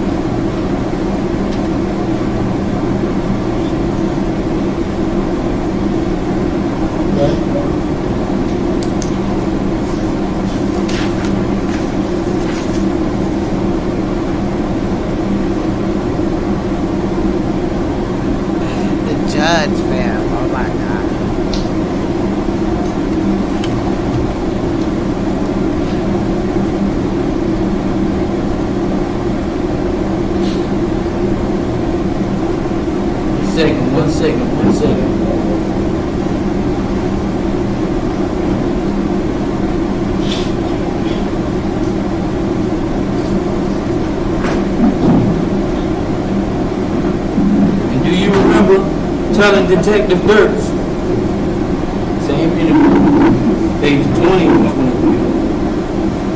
23. He asked, can you hear me? Yes. He asked, so he hurt your sister first and then went outside? And you replied, no. Yeah, and pretty sure. Do you remember that?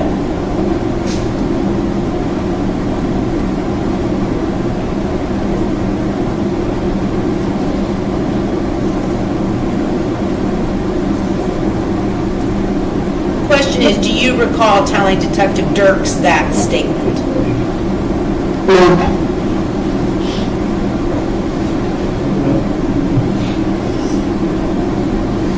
Right, if you don't do what you don't, just... All right, what is your next question, Mr. O'Neill?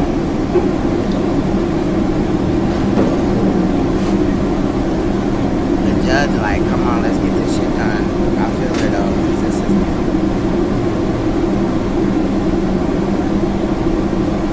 We got about 17 more minutes of this.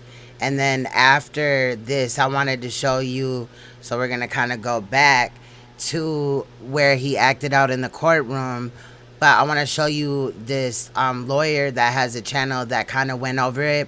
I think it's important and we should maybe hear him out, so I'm gonna play it. It's about an hour long. I got some other things that I just have on here, so it won't only be about this case, but you know, we had to take a look at it.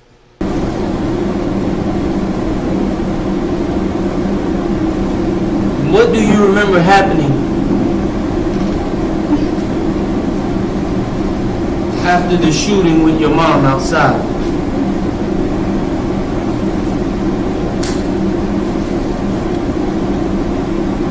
You were coming back inside, and you were getting my sister, and then putting her bouncing, and we were looking at axe.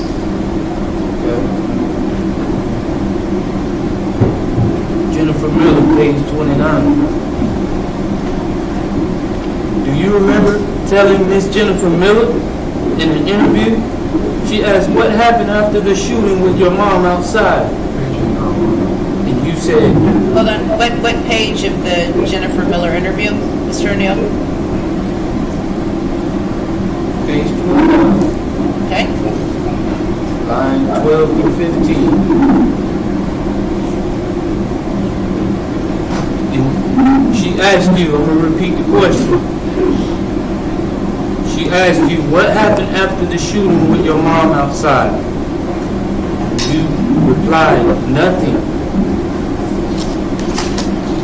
And she said, did anything happen to you? You said, no.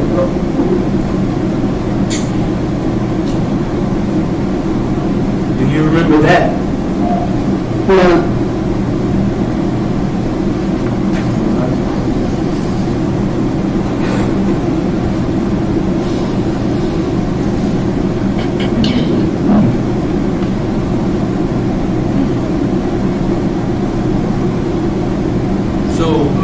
You just said a while ago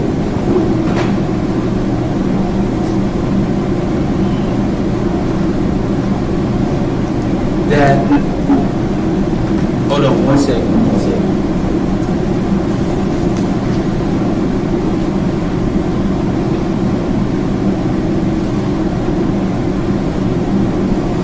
Come on, shit. He's like trying to drag You this said out. a while ago that I came back in and took your sister from her room to your mom's room and hit her with an axe, right?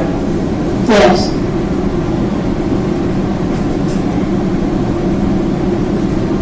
Do you remember?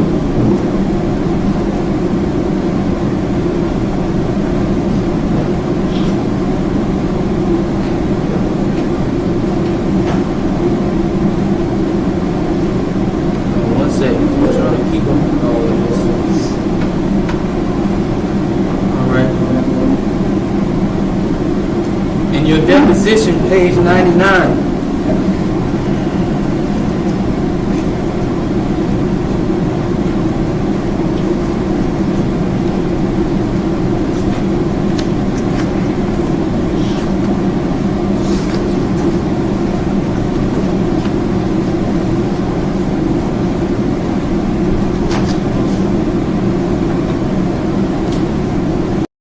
African goddess. Much love.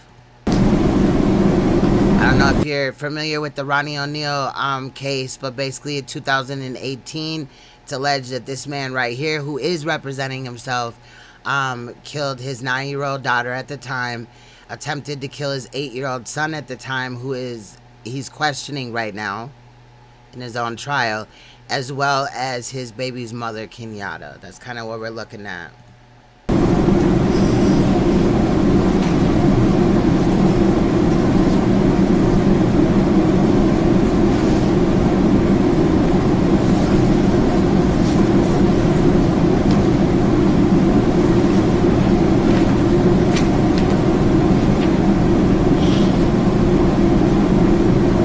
Deposition, page 99, you told her, you said,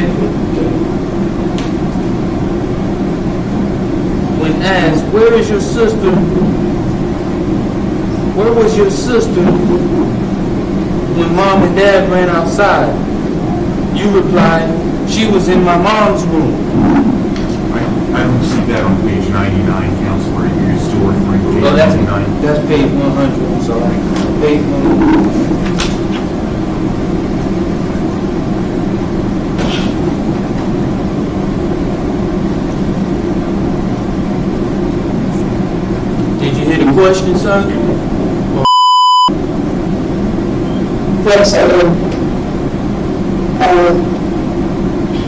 Do you remember telling my attorneys in your depositions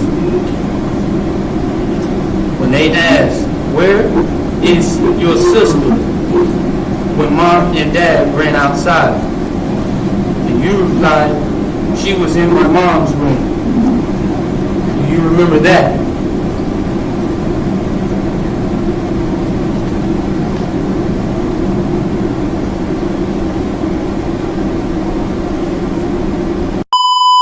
Okay, listen, again, the question is, Mr. Do you recall making that statement during your deposition? It's either yes, no, or I don't know. Don't interrupt me, Mr. O'Neal. Okay? So that's, do you recall making that statement, Mr. No.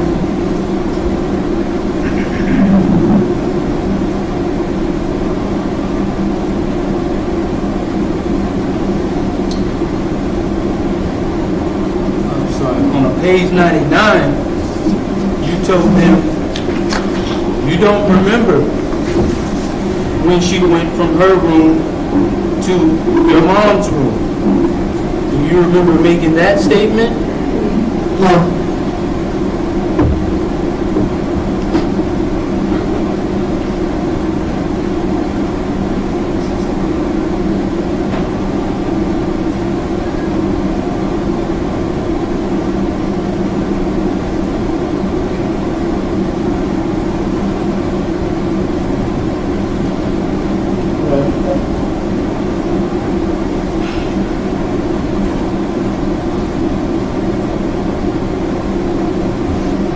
You just said a while ago that I told you to go get some things. What did I tell you to go get? Amen.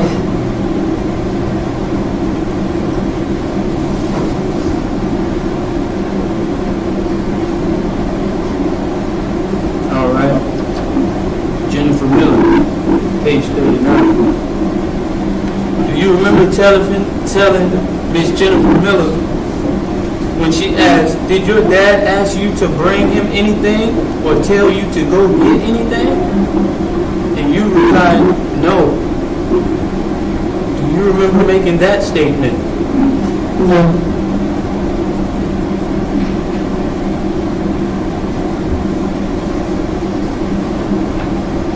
He also could have avoided this and just took a plea. I'm pretty sure he was offered one.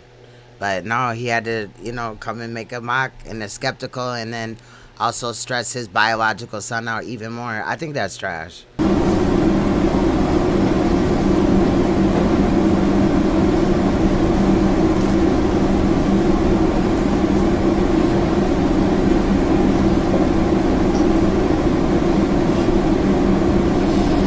Now you said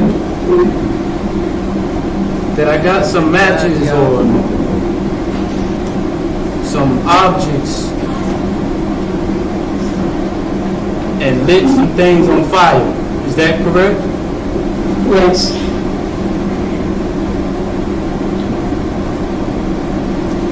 And if I remember correctly, you just told Mr. Harmon here, or Mr. Yale, that you saw me sprinkle gasoline over your sister's body. Is that correct? Or you said that I sprayed gasoline everywhere. Is that right? Yes. Is that a yes? Yes.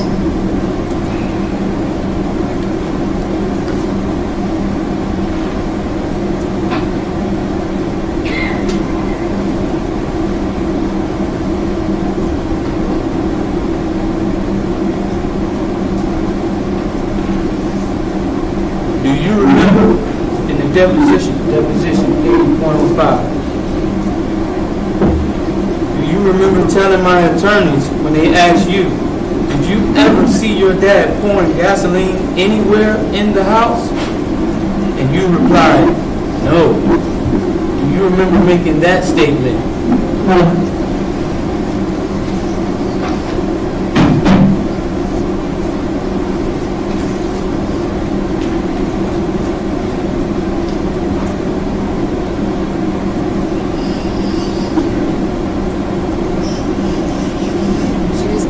At him like, oh, you think you're a wise guy, don't you? You're something spectacular, dude. And you said that I had my foot on you and went to strike you or strike a match and set you on fire. Is that correct? Yes. Do you remember Jennifer Miller interview, page 36, 37?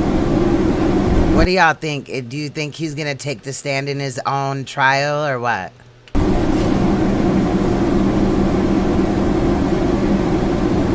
you remember telling Jennifer Miller after she asked, how did you get burned? And you said, I got burned because the fire came to me.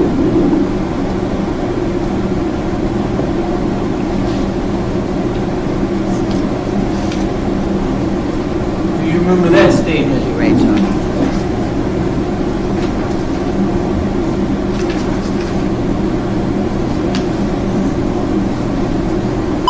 You just have to answer. Do you recall making that statement to Jennifer Miller?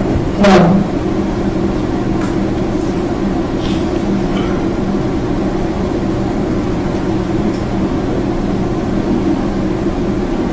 She asked you,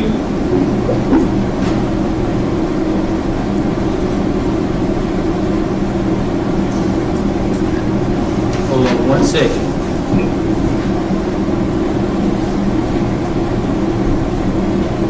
And she said, she asked you, Jennifer Miller asked you again, she said, how did it come to you? And you said the fire went to me, and pardon me, that was the line before. She said, how did it come to you? And you said, I don't know.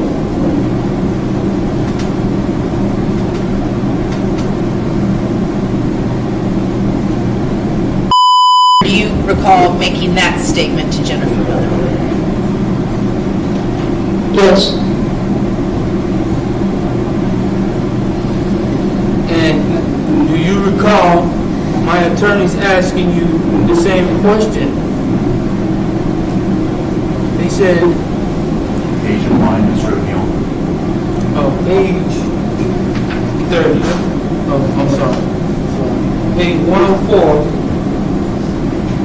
line 22 and 23.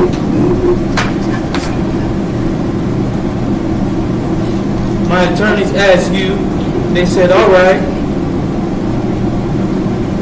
Hold on 1 second. They said, how did you get burned? And you said, I have no idea.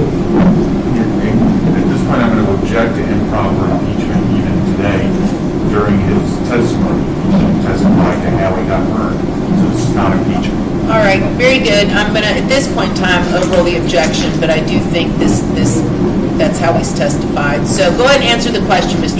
Do you recall making that statement or not at your deposition?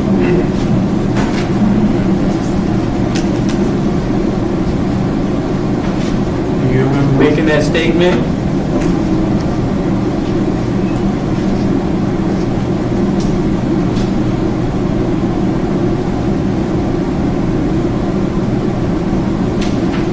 Just have to answer the question. Do you recall making the statement? That's all.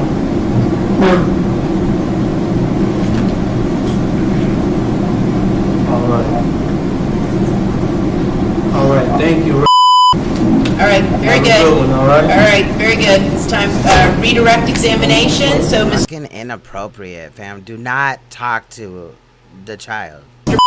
The state may have a couple of follow-up questions for you, and then we're done. Real quick, okay, and then you're all done with this, okay? That night when this happened, did you set the house on fire? No. Did you ever see your mom set the house on fire? No. How about she set the house on fire? No. Did you ever see your mom hit your sister that night with an axe or a hatchet? No? Did you hit your sister that night with a hatchet? Would you have done something like that? No. Did you ever see anybody holding the shotgun other than your father and when he helped you hold it in that bedroom? No. This all happened back when you were years old, didn't it? Yes. Have you, over the last 3 years plus, have you had to talk to a lot of people about what happened that night? Yes. And last year, do you remember giving a deposition last year? Yes. Okay, and that's something that lasted all afternoon, didn't it? Yes. And you were asked a lot of questions about this in a lot of detail, weren't you? Yes. About things that happened when you were years old? Yes. And when you gave your interview to Detective Dirks, were you still laying in a hospital bed when that happened? Yes. And when you were laying in that hospital bed, did you have tubes in your arms and you were hooked up to some machines and stuff? Yes. Okay. I have no further questions, Your Honor. This witness may be released. What's good? GMO TV 7. Salute. Yeah, he was trying to manipulate his child up there, and I thought that was just so trash. So I also want to look at this, like I said, and yes, this is the case. I'm going to share with you the channel holder's link, and I did give them credit in the description. However, this is a lawyer. You know, he's going to talk about that. He's going to go over, so we're kind of going back to the disposition, or not the disposition, the opening statements or whatever. And I think what he said was important. You know, I went to school for law, but I didn't graduate. However, he's actually a lawyer. So, you know, just to see it from their standpoint, I thought that would be appropriate. So, with no further ado, let's take a look at this. And this channel name is called Lawyer You Know, and I will be checking out his other content as well. As you see, I'm subscribed and I hit the notification bell. But if he does have any follow-ups in this case, I will definitely at least share them or show them in my live stream. But I salute, you know, him for making this video, and I found it, you know, very interesting. So let's take a look. Tragos, host of the Lawyer You Know podcast and YouTube channel. The saying goes, everyone hates lawyers until you need one. Well, I'm here when you need one to answer your questions and give you insight that you didn't know you needed. This week on the Lawyer You Know, we're unpacking the facts and breaking down the Ronnie O'Neal murder trial, which is happening right now in Tampa Bay. A few years back, Ronnie O'Neal was accused of killing his... Let me fix the audio too, because I bet you that's just loud as fuck. All right. his girlfriend and the mother of his children by blunt force trauma and gunshot. He was accused of murdering his special needs daughter with an axe and stabbing multiple times his son, as well as lighting him on fire before he somehow escaped and is expected to be the prosecution's main witness. This is as sad of a story as you can find. But there are a bunch of interesting legal issues going on in this case before the trial even started, and then now that the trial has begun this week. Back in 2018, when this happened, there were all sorts of statements made by the defendant, such as screaming Allah Akbar over and over again, screaming about white demons, screaming about how a white demon tried to kill him, but he actually killed the white demon. All sorts of statements that would make you think this is going to be an insanity plea. And to take that a step further, Ronnie O'Neal was actually found to be incompetent back in 2018 when this happened, which means he doesn't have the mental fortitude to understand the process going on around him, to aid in his defense, to understand the charges being levied against him or the potential penalties. Is he still incompetent? Are they going for an insanity defense? Not only is he found to be competent now, and not only are they not arguing an insanity defense, he is actually representing himself pro se. He is acting as his own lawyer. And today we're going to break down his opening statement. We're going to talk about what the differences are when somebody represents themselves versus having a professional lawyer give an opening statement. We'll talk about how the rules are kind of different. We'll talk about how the judge treats them differently. When I was a prosecutor, I tried a case against a pro se defendant, and really it was miserable.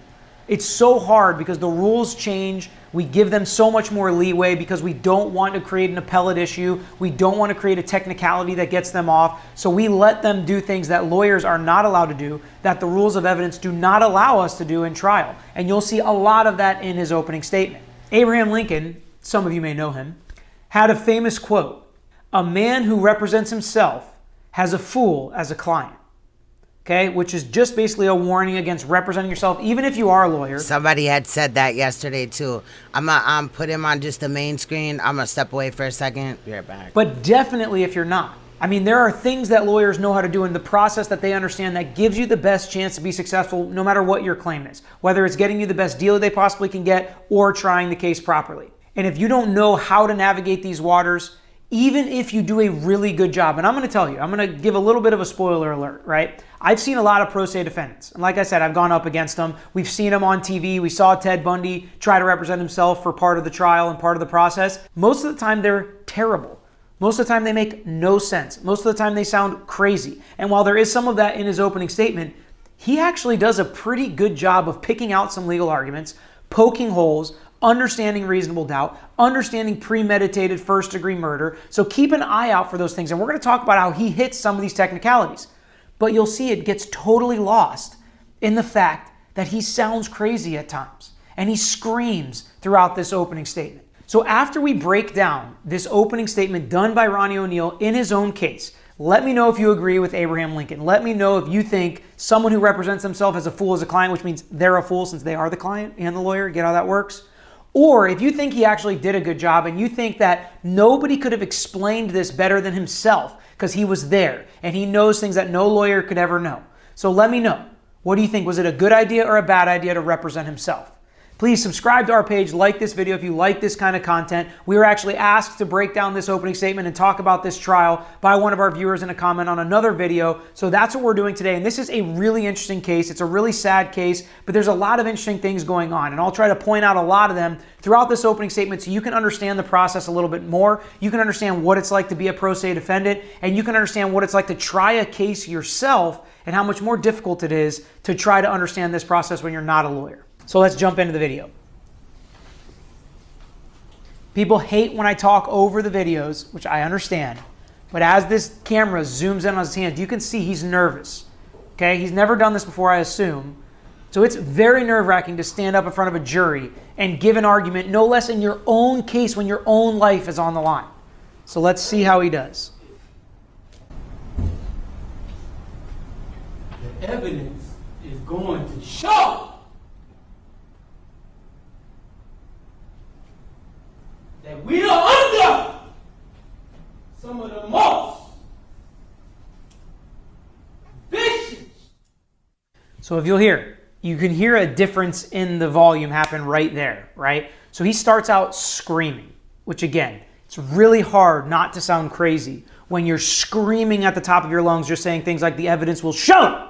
It's really hard not to sound like you're crazy, right? So that's really hard for a pro se defendant, which I understand. They lower the volume, and as you'll hear throughout the rest of the video, the volume sounds so much lower, which is annoying, but they had to do it because he screams constantly throughout his opening statement.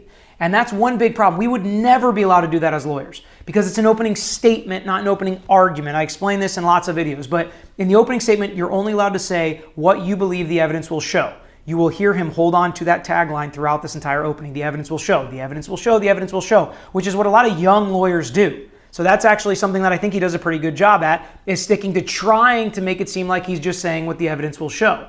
But the fact that he's screaming and making these arguments throughout is something we'd never be able to do. Let's see if the prosecutor objects to him like they would do to me if I gave this same exact opening statement. Fabricating fictitious government you ever seen.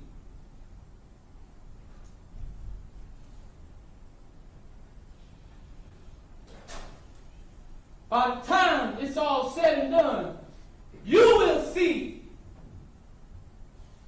who is the mass murderers.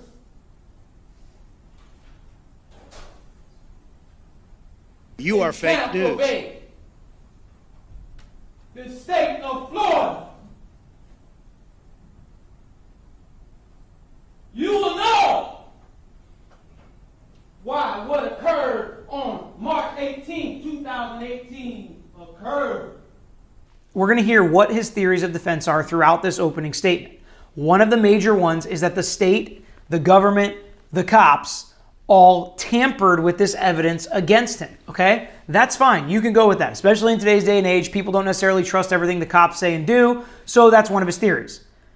But the way he couches it, that the state of Florida, the government, the people here in Tampa Bay are the mass murderers, not him.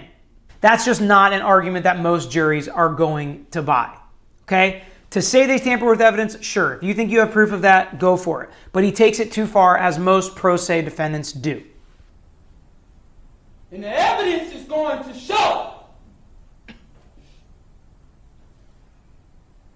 that law enforcement tampered with evidence to meet their such high burden of proof. Because originally, it wasn't enough. So we had to tamper with evidence. Exactly, African goddess. Already on trial for an aggressive situation. So yelling and opening statements will put fear in the jury that he might snap in front of them. And it also just, it also just shows to me that he could be an aggressor. Now, again, I'm not saying that the baby mama, wasn't confrontational in any type of way, but I'm sorry. I'm believing the kid, fam, period. You know what I mean? Even though he tried to point out some indiscretions there and stuff like that, and the way that he was kind of creepy with it, or manipulative, I should say, that part too. So a good legal argument in criminal cases.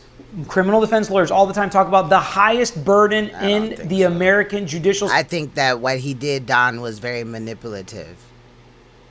That's what I think. I have an 11-year-old, and I couldn't imagine him being up on the stand in a murder, let alone, you know what I'm saying, one, obviously, about me or my daughter being killed, and then he witnessed it, and it happened to be his dad and all that. I couldn't imagine. And that's what I kept thinking about when I was listening to that little 11-year-old boy, go over what happened. You could say that he did a good job, and I respect your opinion, I guess. But I think that he was manipulative, but at least he was a little bit more calmer, I will say. The system is beyond a reasonable doubt. That's the burden the state has to prove in criminal cases. That's how he just made that argument. He said they had such a high burden, they couldn't meet it, so they had to tamper with evidence and create evidence. That's actually a good legal argument. Can't usually say it in opening statements as a private lawyer, but you can as a pro se defendant. That's a good argument. Just remember, members of the jury, this is the highest burden in America.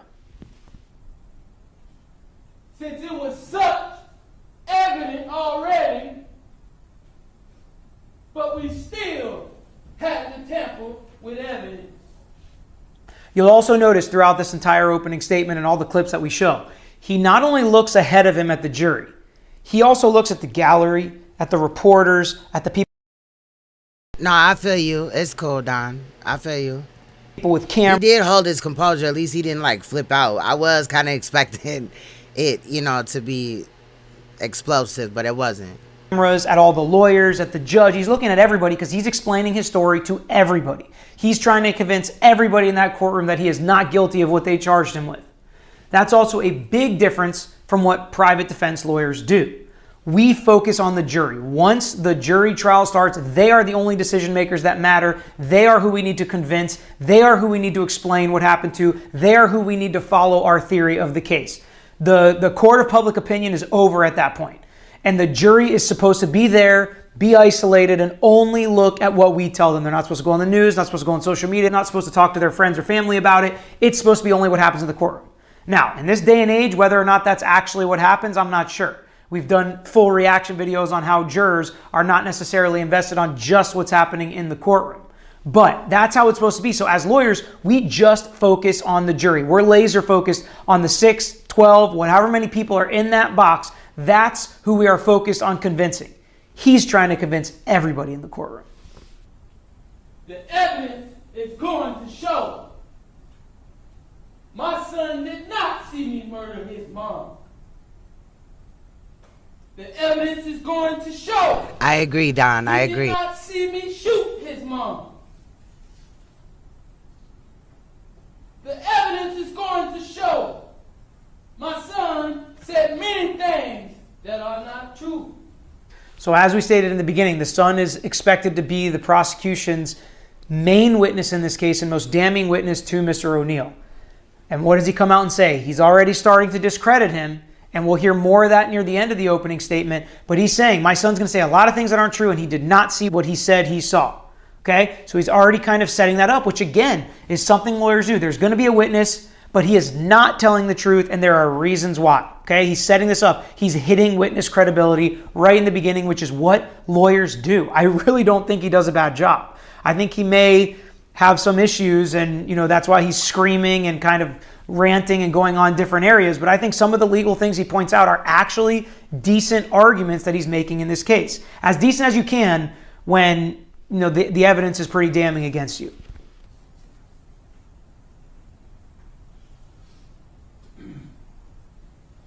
The evidence is going to show that I called 911 during Kenyatta Barron's 911 call. But all of a sudden, it ends up after I called Kenyatta, after Kenyatta Barron's call was made. Now I'm calling 911. But originally, I called 911 without even knowing she called 911 during her call. But the evidence is going to show that your representatives and law enforcement, local law enforcement, wanted to make it seem like I'm some kind of menace to society, and I ran after killing Kenyatta Barron knowing that authority was on the way to kill my own children. I wonder why I would do something like that for no reason. And I'm standing here competent as can be, representing myself today. So this is really interesting to me. He says, I called 911. I knew law enforcement on the way. Why would I run? That makes no sense. And I'm competent. I'm competent. I'm so competent. I'm competent as can be. I'm representing myself today. Okay? So he's using this fact that he is. Oh, they did? Don says 2 psychiatrists said that he was incompetent. Huh. Representing himself to show the jury how competent he is, right? Which kills any insanity defense, because we're not going to hear anything about that, even though it may be the strongest defense. But what he doesn't understand is the jury probably doesn't know about any of his competency issues. They don't know he was held to be incompetent. They don't know that a lot of people think he was insane. They're supposed to not know all that stuff when they sit down as jurors, and that stuff's inadmissible. The fact that he used to be incompetent is not something that's going to come out in trial. But how do you used to be incompetent, though? Like, I mean, it was 3 years. And if he's at the jail and they're giving him, you know, medication, I don't know. The prosecution's not going to be able to say, well, in 2018, isn't it true that you weren't competent to stand trial? They're not going to ask him questions like that, but he is now making it an issue. He is now making an argument saying, I'm competent, don't let anybody tell you. Oh, he was? Boy, he should have just played. I mean, I would have expected him to just play mentally, you know, unstable or whatever, you know what I mean, incompetent, and then just go do his time in the psych ward. But the thing with that is the criminally insane, they be in there inevitably, I think. You know what I'm saying? I'm just saying, like, it ain't really, or at least it's up to the doctor or whatever on when they get, you know what I mean, released in the plan that they do and all this and that.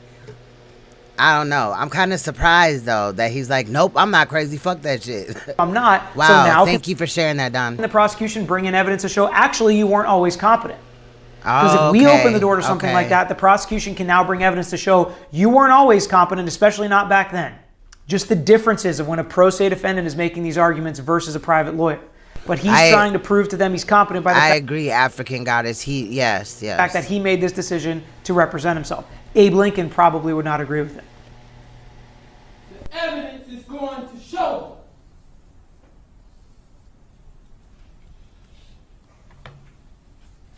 My son did not witness me viciously beat his mom to death. The evidence is going to show. He's a huge narcissist. Yes.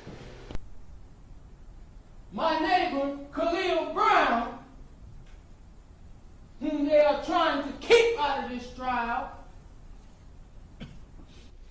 Something we can't do, right? We can't say, there's a witness that's going to say all this good stuff for us, but they're trying to keep him out of this trial. Can't do that. There are all sorts of rules in place, all sorts of things that happen in discovery where you can depose witnesses, find witnesses, serve them, make them show up for the jury trial. So we can't necessarily make that argument, but he can.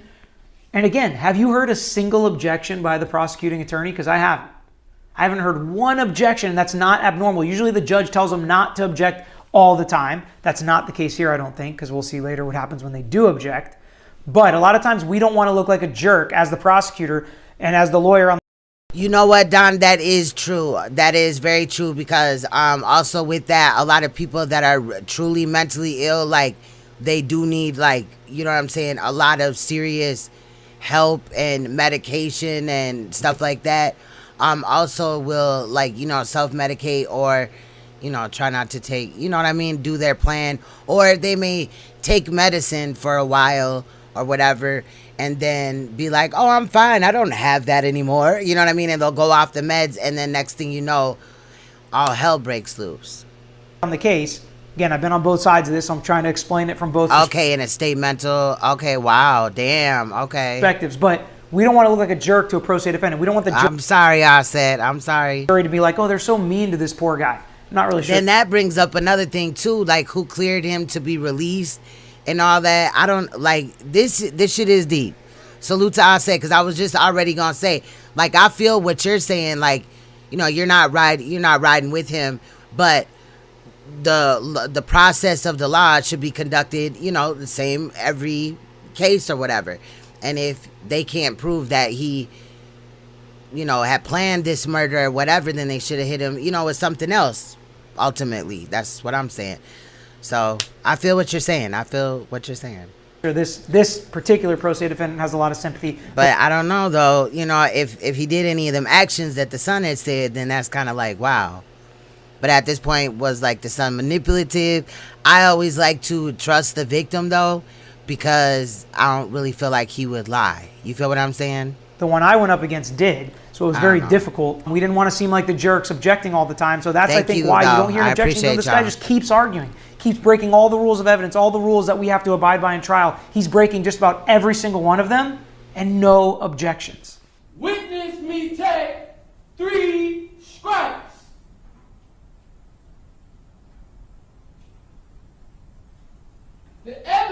going to show that law enforcement and this administration wanted to make me look like a menace to society.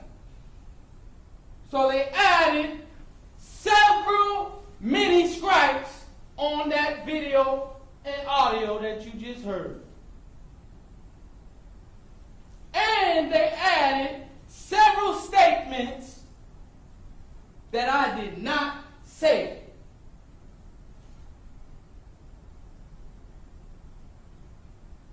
Anything that I may have said, they exacerbated it and made me say it consecutively over and over like Allahu Akbar, which I may have said once. But how would they have made him say something over and over again?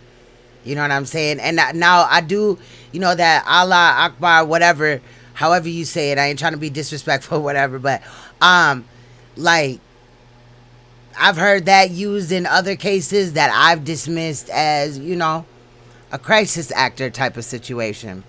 But I don't know. I just think that that's kind of weird and strange. Is he actually a Muslim too? Or twice. But they wanted to make me Like, is he schizophrenic or something? a terrorist. And so you hear me. Okay, I'll say. You're funny as hell. Salute. And you hear me calling Kenyatta Barron a bitch and a I respect whore. your opinion, though, because, you know, like I said, I don't know what happened, and we can only speculate, you know.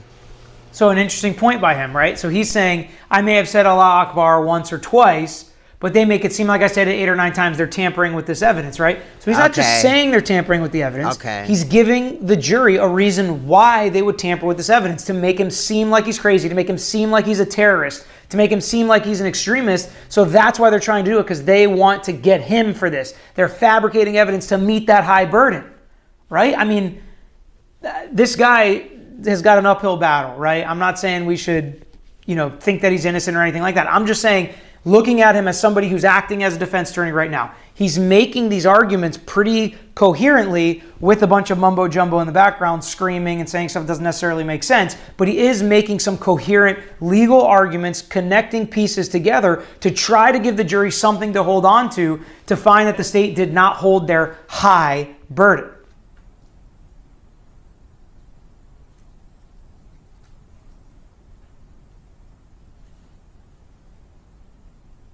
The evidence is going to show.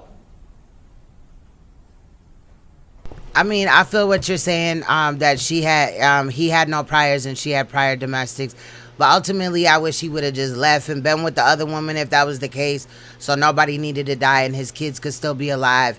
Kenyatta could still be alive, maybe unhappy, or maybe by now, obviously, you know, 3 years later, she could have definitely moved on and found somebody that was maybe right for her, and maybe he could be in a place where he needs to be, where, you know, he's getting the support he needs or whatever. I'm just saying, but that ain't the case. I'm a fan in, like, situations that could turn domestic, people just walking away. That I called my dad after calling 911.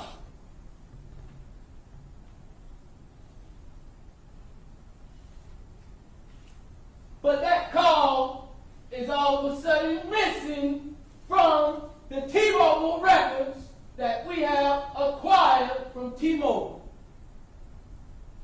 The 911 call that I made to 911.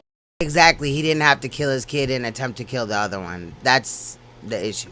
At this point, like, I'm, you know, shout out to Kenyatta, whatever, you know, I don't know, but I'm really, the only really thing that I give a fuck about in this whole case is the children. I care about the 11-year-old, the now 11-year-old that just testified, as well as the 9-year-old that lost her life early. All that other shit, that couple shit, it really just, you know, is just extra seasoning to the case.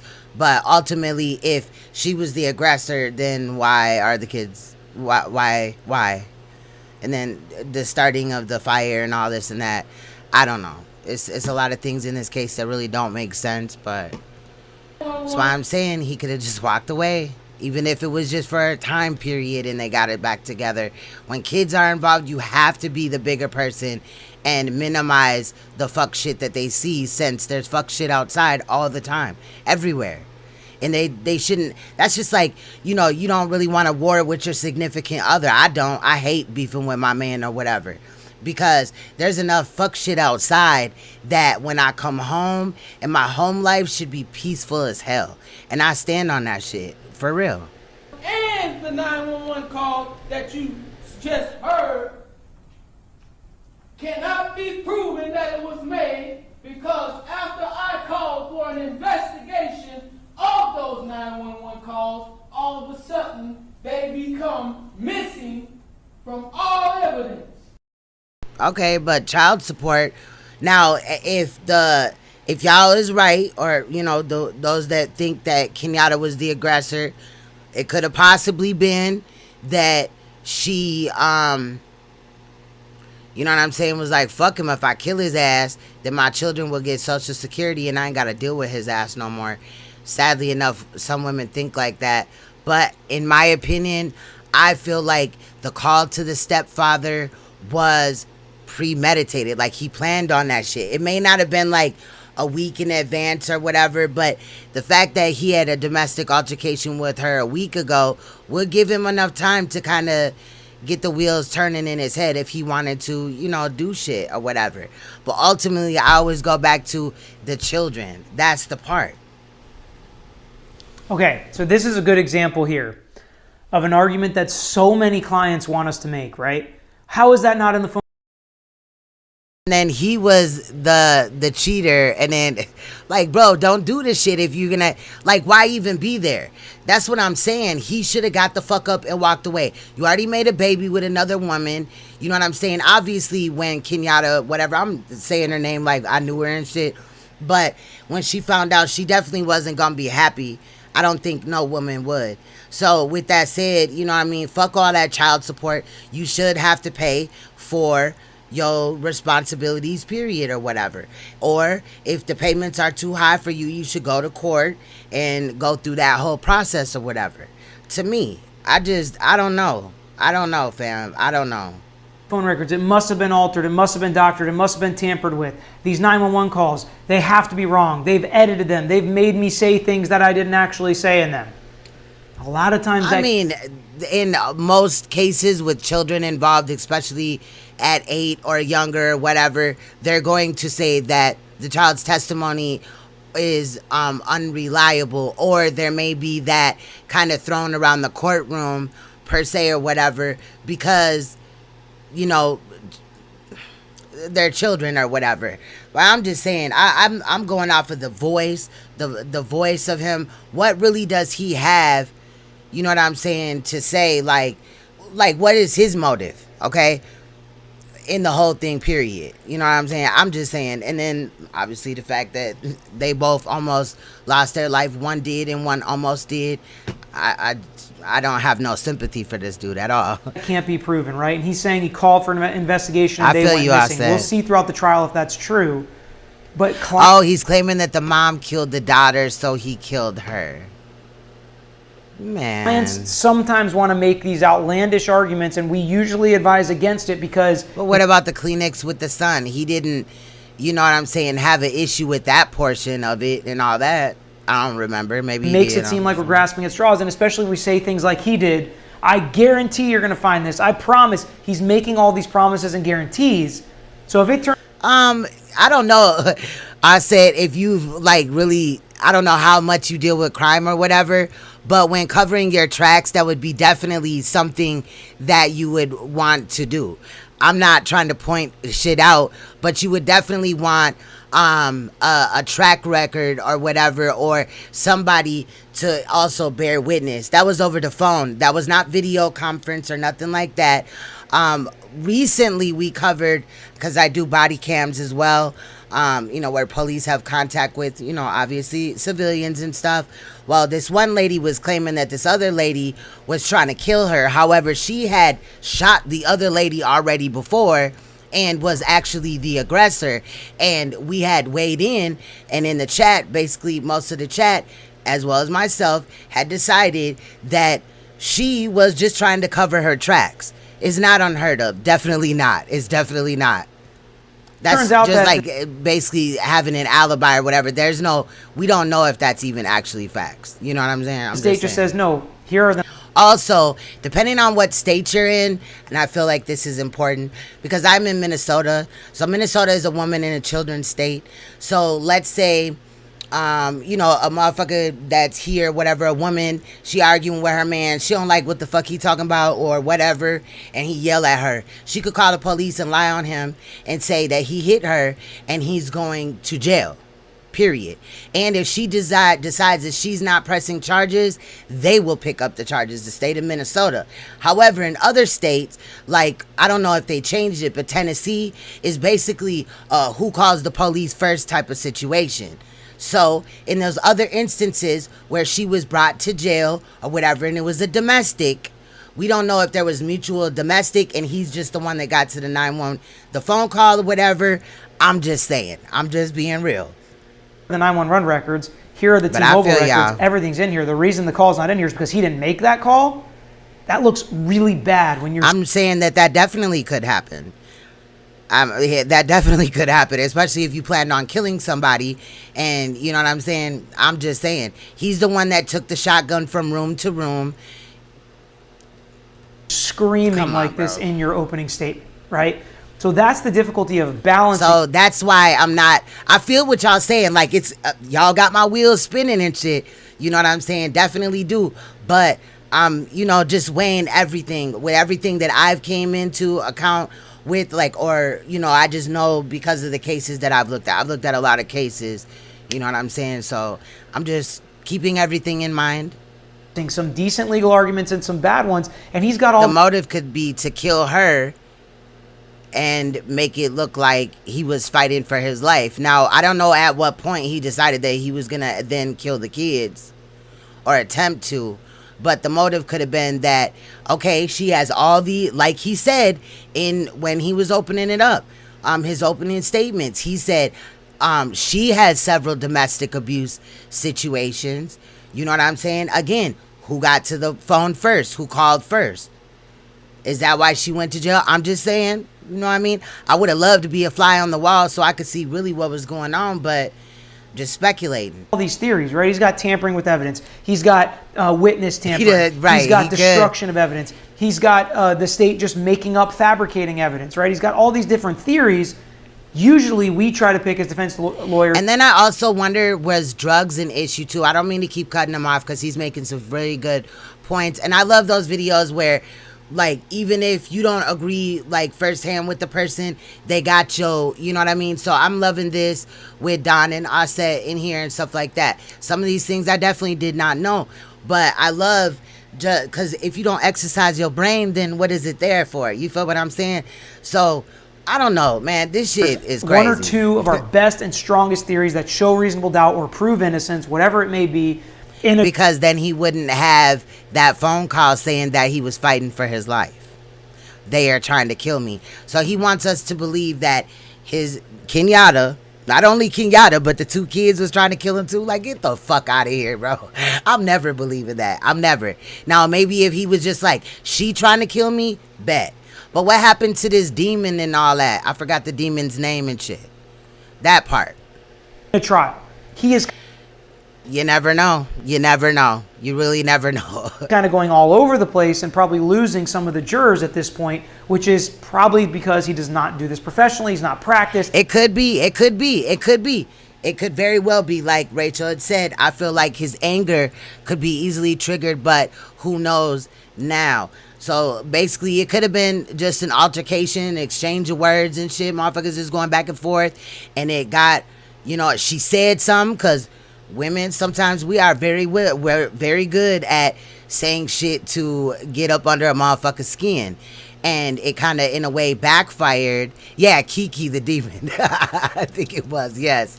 And then it could have backfired. Maybe it wasn't premeditated. I'm not arguing that stance at this point. You know what I'm saying? But I do think that they should have made sure that there was a second degree charge on there, but maybe they got something, some tricks up their sleeve or something that they can prove. I don't know, but you know, it could be premeditated, and premeditated doesn't mean that, you know, you took a week or more. It could literally be a couple of hours. They could have argued that night, you know what I mean, or earlier that day, and then he could have kind of came up with everything in his head or whatever. Maybe it was just, you know, he just flipped out and got out of his body, and, you know. But he is, I mean, I do think he's making some coherent arguments. I'm actually surprised. And what is the reason, I'm sorry to keep stopping this, but what is the reason why they won't play them 911 phone calls, though? That's crazy. Surprised at how well he's doing based on somebody that was incompetent to even stand trial just a couple years. Maybe she was saying sorry because she hit him first. She could have knocked the fuck out of his ass, and then that just turned up his anger. That would also go with the thing that this was not premeditated. You know what I'm saying? Years ago, and based on some of the statements he made during the killing that made him seem potentially temporarily insane at least. So I was not expecting him to be as coherent as he is, which, you know, it's a pretty low bar. Or that too. Yes, I've definitely heard people take, you know what I'm saying, the blame in situations, especially in domestic abuse situations. I don't know, just a lot of things with him calling his son out and all this and that in the opening statements, and then him bringing up the fact that she had domestics. You know what I'm saying? I ain't never had a domestic. I would not be with somebody that I physically have to put my hands on. I think that that's playing with fire, because anything could happen, but I don't know. I'll agree for a pro se defendant. But he had no injuries. Oh, wow. But, okay, so when they brought him through, like, the Sally Port or the court, right, I saw that he was limping. What is our take on that then? Was he fake limping, or did they kind of, like, they were rough with him when they arrested him, or what was that about? Because I did notice that when I saw that. I mean, let's keep listening to what he has to say. Yeah, I might check it out. Me and Ikamel don't really see eye to eye, though, so I wouldn't feel comfortable sharing that on there, but I might view it myself or whatever. I don't know. But pretty much anything that, you know, another channel holder can do, you can do. Going to show Kenyatta Barron supposedly made a 911 call, but you cannot find that on her call log, which we pulled from her actual phone. Thank you, Chrissy, SC. Thank you for subscribing.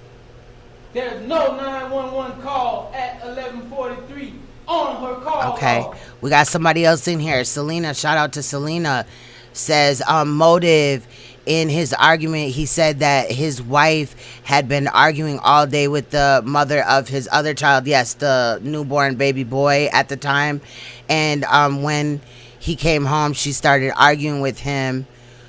Weak ass. I feel that. But think about it also from her, and I'm not, you know, caping for, basically, like I said, I don't really give a fuck about, you know, him or the victim. And I know that sounds fucked up, but I care about the children at this point. You know what I'm saying? But it is important, you know. Fucking him out. Right. Yeah. Of the original call. It's alright. That's what the evidence is going to show. The evidence. De-escalating tactic, Emmanuel says. I look alone, but I am backed by a mighty God. Yeah, because, and I had talked about this on my channel or whatever. I was in a domestic abuse marriage, and like literally somebody could on the out, you know, while my husband was out, could look at him wrong, or he could perceive something in his head or whatever, and then he would come home and have an attitude, or like I think at a point in time he was cheating or whatever, and the more that he cheated, the more that he came back home and just whooped my ass. Like it would be sometimes shit, and I would say sorry, because you want the shit to stop. So I can understand that too. You know what I mean? I just wish we knew the truth, like, you know. Okay, let's pause there, right? Okay to believe that, no problem. But the evidence is definitely not. I agree with you. I agree with you. Period. Point blank. Don said, when I was in a domestic abuse relationship, I'm sorry, my lip ring is big as hell. It feels like. Said, when I was in a domestic abuse relationship, I would say whatever to make it stop. I agree. Not going to show that. Come on, Offset. You are hilarious right now. And number two, that's something that you don't usually say in an opening statement, and you don't scream it like that, right? I don't think that's a great portrayal to the jury to say things like, the evidence is going to show I may look alone, but I'm backed by a mighty God. That's what he said. I mean, to me, that's the type of stuff where if pro se defendants get in charge of their own case, they just say stuff that does not help their case. And I had said that yesterday. I kind of weighed in on it before I had really been able to watch like the whole thing. I kind of just jumped on it because he was an attorney and stuff like that. But after last night's live, when I was at work and stuff, I just found the time to fit this in and kind of listen as I did some paperwork and stuff. But yeah, so I agree with that as well, because you never know anybody's religious beliefs. And also, like, if you did kill people, who are you to think that God would come and save you in that, you know? And it may actually hurt. But that's not true. I said, I feel what you're saying. I definitely do. But I said there is people that actually beat the shit out of women. However, they've never been in jail because they manipulate women. There's also women that beat the shit out of men. I mean, this is a real thing. It happens.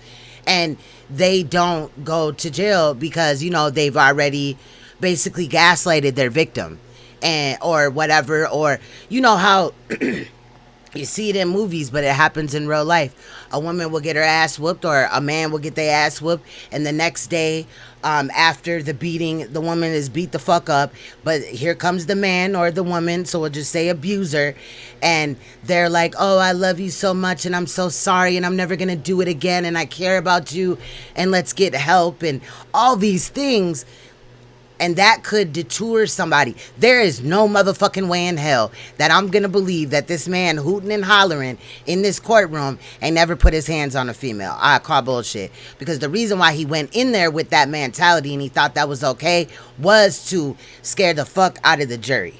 And his dumb ass probably thought that, oh, I'm questioning my son, so he's probably going to be listening or in the courtroom. I'm telling you. Hurt their case. Again, just my opinion, though. Y'all don't have to believe that. I'm not saying I have anything wrong with believing that. I'm just saying, not something you should say probably in an opening statement. But again, you cannot say that somebody is abused. Just like you can't look at somebody, you know what I'm saying? But let's say there was somebody named Sally in the chat. You look up Sally, you know, Sally docks her information. I ain't never been to jail. I ain't never committed a crime and all this and that and blah, blah, blah. That don't mean that Sally didn't commit any crimes. That just means that Sally wasn't caught. I'm just saying, yes, love bombing. Yes, Don. But I respect your opinion again. You know, I do love the back and forth. I do. The evidence is going to show. The evidence is going to show. You are hilarious, I said. With the rifle, yes. And he beat her so much with the rifle, allegedly, you know. But that the rifle is broken. You know what I mean? But that axe situation, that's a crime of passion to me. To you. The evidence is going to show. This whole entire case has been tampered with and fabricated. That's the best thing that he did it. I agree. It's all said and done. Whatever. He was hilarious. I can guarantee you. As a cover. Thank you, Selena. Thank you. Ain't no telling what kind of relationship they had, whether the stepdad knew it or not, but that this was going to come into play if it went bad. Because he was going to use that as, look, it happens in women's cases all the time. Let's say that Ronnie O'Neal has never put his hands on a woman before that he's been with. However, his Kenyatta may have a mouth on her. I will admit, us Scorpios do have that.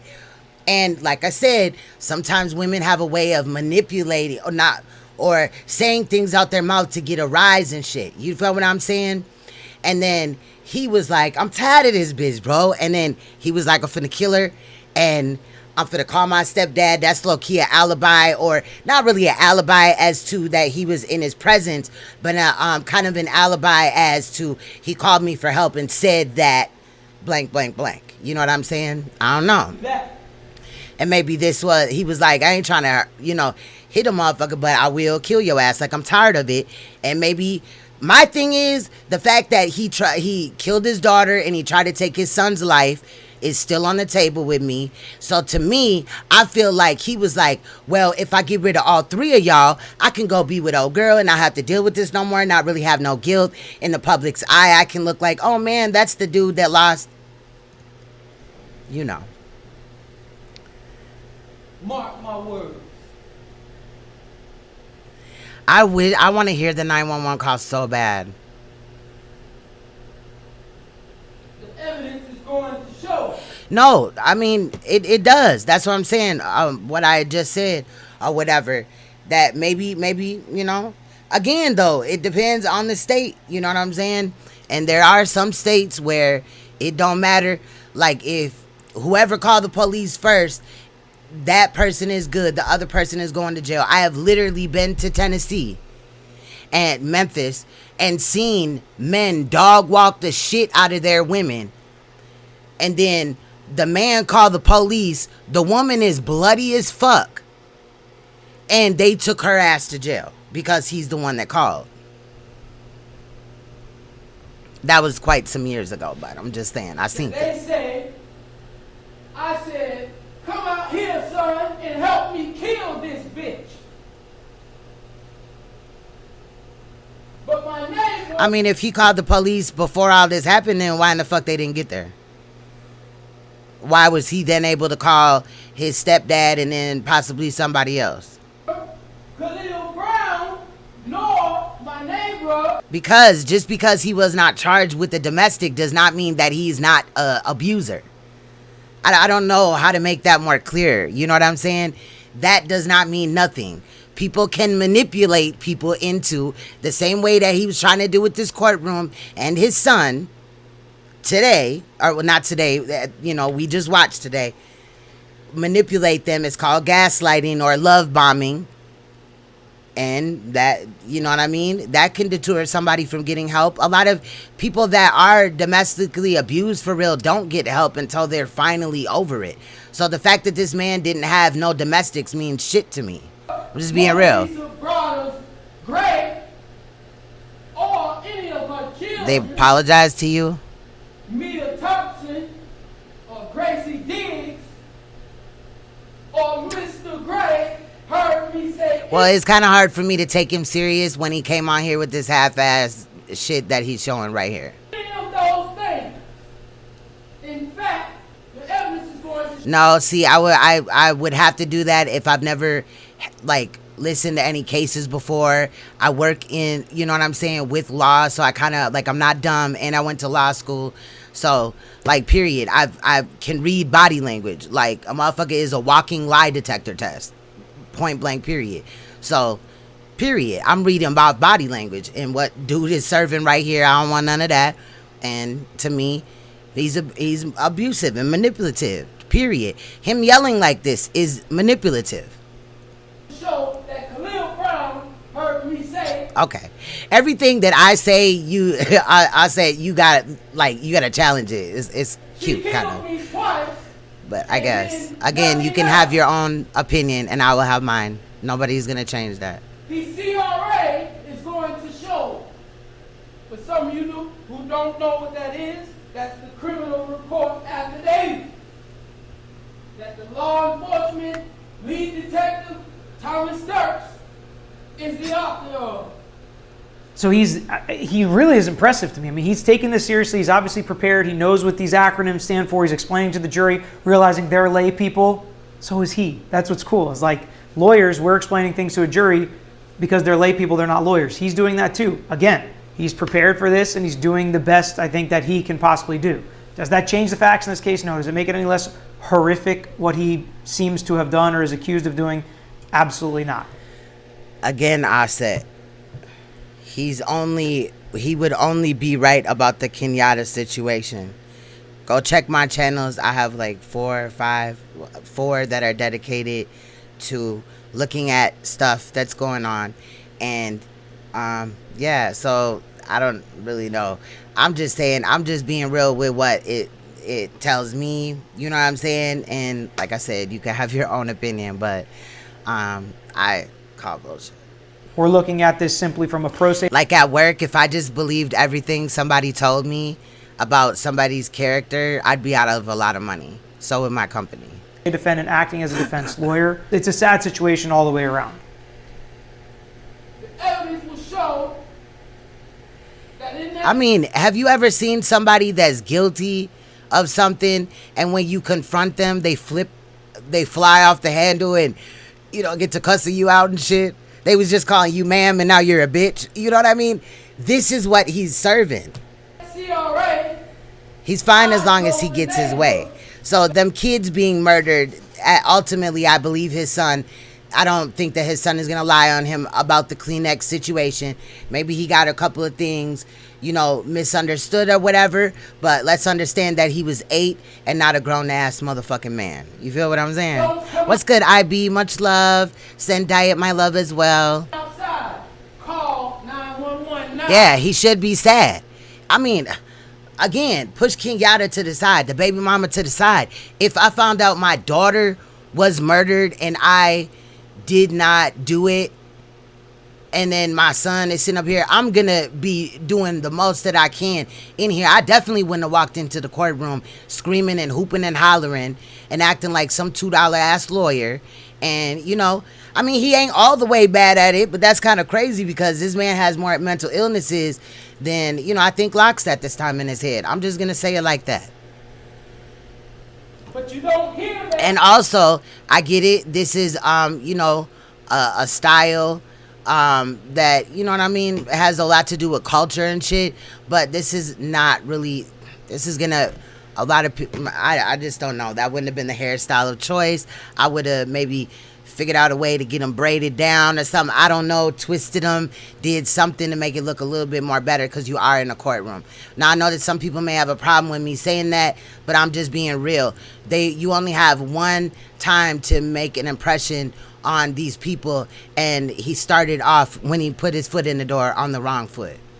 On this audio. Yeah, hurt, not pissed. I wouldn't even be able to, I would have probably been, you know, when I was asking my son questions, I'd have been breaking down, even dealing with this. You would have seen that I was uncomfortable. Like, we're talking about your child murdered. But still, I think all this anger comes from Kenyatta, whatever happened. And again, I'm not saying that Kenyatta was an angel in the situation in the least bit. But you hear all these other That's what's up. Thank you, IB. Much love. things that I Yes. say. So he says, this is where it fails, right? If you've got to lose. That was not, let's be real, fam. You know, this logic or whatever, because let me just say, okay, I said he did show sympathy when the detective who adopted his son got on the stand, and also when he described his son's wounds. He did not ask the adopted detective any questions. He thanked him. But also that manipulative shit that he did at the end and all that of, you know, when the judge was finally like, okay, this is done or whatever, when his son was being, you know, questioned or whatever, that was manipulative as hell. I don't know, bro. Like, in reality, he didn't really show sympathy to me because I can put my head down and look like this, especially if I know the cameras are in the room or if I'm trying to appeal to the jury. And I just really didn't see no tears. I really just didn't see anything. Remember that this man lost a child and essentially lost his other child because his other child was adopted because he tried to kill them. You know what I'm saying? At the end of the day, like, I have no love for this dude, period. Losing case, and you're I trying to don't really care, like, in the least bit. Like, okay, you know, like I said earlier, or whoever did, he's been, you know, helped as far as mental health. He's back stable, obviously competent to, you know what I'm saying, be his own attorney or whatever. So, you know, now is, Like, I don't know. He's trying to, like, to me, appeal to people like, oh, the white man set me up and this, that, and the other. And I'm fucking tired of that shit. Like, I really am. Or that there's some conspiracy against him when he's being held accountable for things that he did. He really did kill his daughter. He really did try to kill his son. These legal arguments like he is, it fails in my mind if you don't have the truth. Because he says, you don't hear this on the audio, all you hear is all this other stuff. No, I said that's another reason why. What's good? Question everything. I don't know if you know, but there's a big difference, a big difference from the court shit that you see on TV. Not talking about, I'm talking about like Law and Order and those type of those type of programs or whatever. And what actually happens in the courtroom. If he was not representing himself and his attorney in turn did what he's doing in the courtroom, bro, it would have been a done deal. The judge would have been like, hell to the motherfucking no. And that's some real shit. That him acting like that does not show that he's upset and that, people aren't listening to me and I finally got a voice so it came out like that. Like, that's bullshit. This dude is guilty. I've seen hella people do shit and then lie flat in your face and say they didn't do it and then come to find out they did, but they was worried about the consequences and repercussions of their actions. So it's more convenient to flip out than to just be like, you know what, I fucked up. It's also selfish of him to require his son. And I think that had a big thing. He was like, if I represent myself, I get to cross-examine my son myself. He thought he was going to be able to manipulate that situation. Again, I only care about the kids. I mean, shout out to Kenyatta. I didn't know her, but that's what I'm here for. Stuff that I didn't even say. Well, how are we hearing you say it on the audio if you didn't say it? And that's where argument loses against evidence. I can't, because he killed his children. Like, what the fuck? I don't care if he didn't try to kill, Kenyatta, but why would you? It's enough that he, had this altercation. In your eyes, it was an altercation that because Kenyatta was a Scorpio, she had to kill him. But there's more to it than that. And again, I'm definitely not saying 100% that he had premeditated this, he had planned it and all this and that, because hopefully he would have did a better job. I'm just saying. But why did he have to kill his children? For what? To me, he was trying to get all three of them out the way so he could go be with that other girl, period, point blank. And then he could be in the public's eye as a victim. Oh, this man lost his children and his baby's mother. Right? If you actually have recordings and hard evidence. And I blame the system. Yes, Don said, I'm going to kill my family and blame the system. Check my head. Oh, saying that. I feel like he is definitely blaming the system and really thinks that people's like, are dumb or something. Like, witness statements. Your arguments aren't going to beat that. The jury is going to be smart enough to understand that. I mean, so how do you think that the kids got killed? You think that Kenyatta, what he's saying is that Kenyatta was angry or whatever and he killed the daughter, but what about the son? What about the son? The evidence and the recording of your voice. Exactly. He went, come on, bro. The day that it happened is crazy. Is going to be more important to them now than the arguments you're making in court. I don't know. I said, I love you. It's all good. Much love. We'll have statements of Khalil Brown saying that he saw me take 3 strikes with that shotgun. And I'm just going to say it. I'd rather be wrong than dumb, period. This nigga right here, I wouldn't cape for him if I was paid to. Period. I don't believe that, first it was Kiki. So what happened to Kiki? Why did he have to kill, when he killed Kenyatta, then Kiki the demon, right? That's ignorant as hell. Jumped into the daughter's body or something. You know what I mean? Like, and then the son. And so he just had to get the fuck out of here, bro. That's why after this, we'll be looking at what it looks like to fake being mentally ill. we'll be looking at that as well. Thank you to those that have subscribed to my channel and stuff. Thank you for your support. Again, you can believe what you want here. You can have your own opinion. I will not try to sway you, but you can't expect me to sway just because you're like, you know, oh, I feel like this and that, period. And I have looked into conspiracies on a large scale. I've had channels removed for it, so I'm not new to none of this. And nothing else. I will. Betty Broderick. All right. Thank you. Let me find my pencil.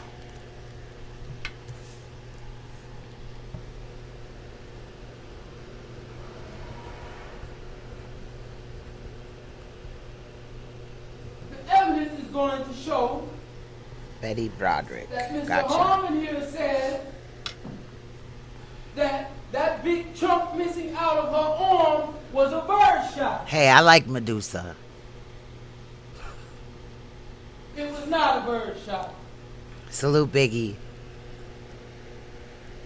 And whatever kind of shot it was, if it was a slug shot or a bird shot, where's the missing pieces of her arm? Okay. See, that's the difference between people that actually, and this is not an insult to Aset, but this is what I'm talking about. I will definitely research into that case, but the way that you're putting it is like, kind of like, you know, I don't know if you're used to dealing with people that, you know, they can't think for themselves or they're not open-minded and stuff like that. And I definitely have a very strong mind in what I believe. And I also know that that case probably is not exactly every situation of Betty Broderick's case cannot be identical to this one. So there's different variables. So it's not the same. You know what I'm saying? Period. I mean, and then with this whole Scorpio thing, just let it go, please. But I will look into it. Again, that's an argument that a client wants to make when they pick apart every little thing with a fine-tooth comb that a lawyer probably wouldn't make, because the fact that they didn't... That part. Look, Don said premeditated happens in the blink of an eye. Okay? Him carrying a gun around and telling his son to say Allah Akbar was enough for premeditated. Then also the chain of events when he started the house on fire with Kleenex. He dumped gasoline. I mean, we're just going to forget all of that. But that allegedly didn't happen, right? That's just the state and all this. Come on, let's be real. You know what I'm saying? Period.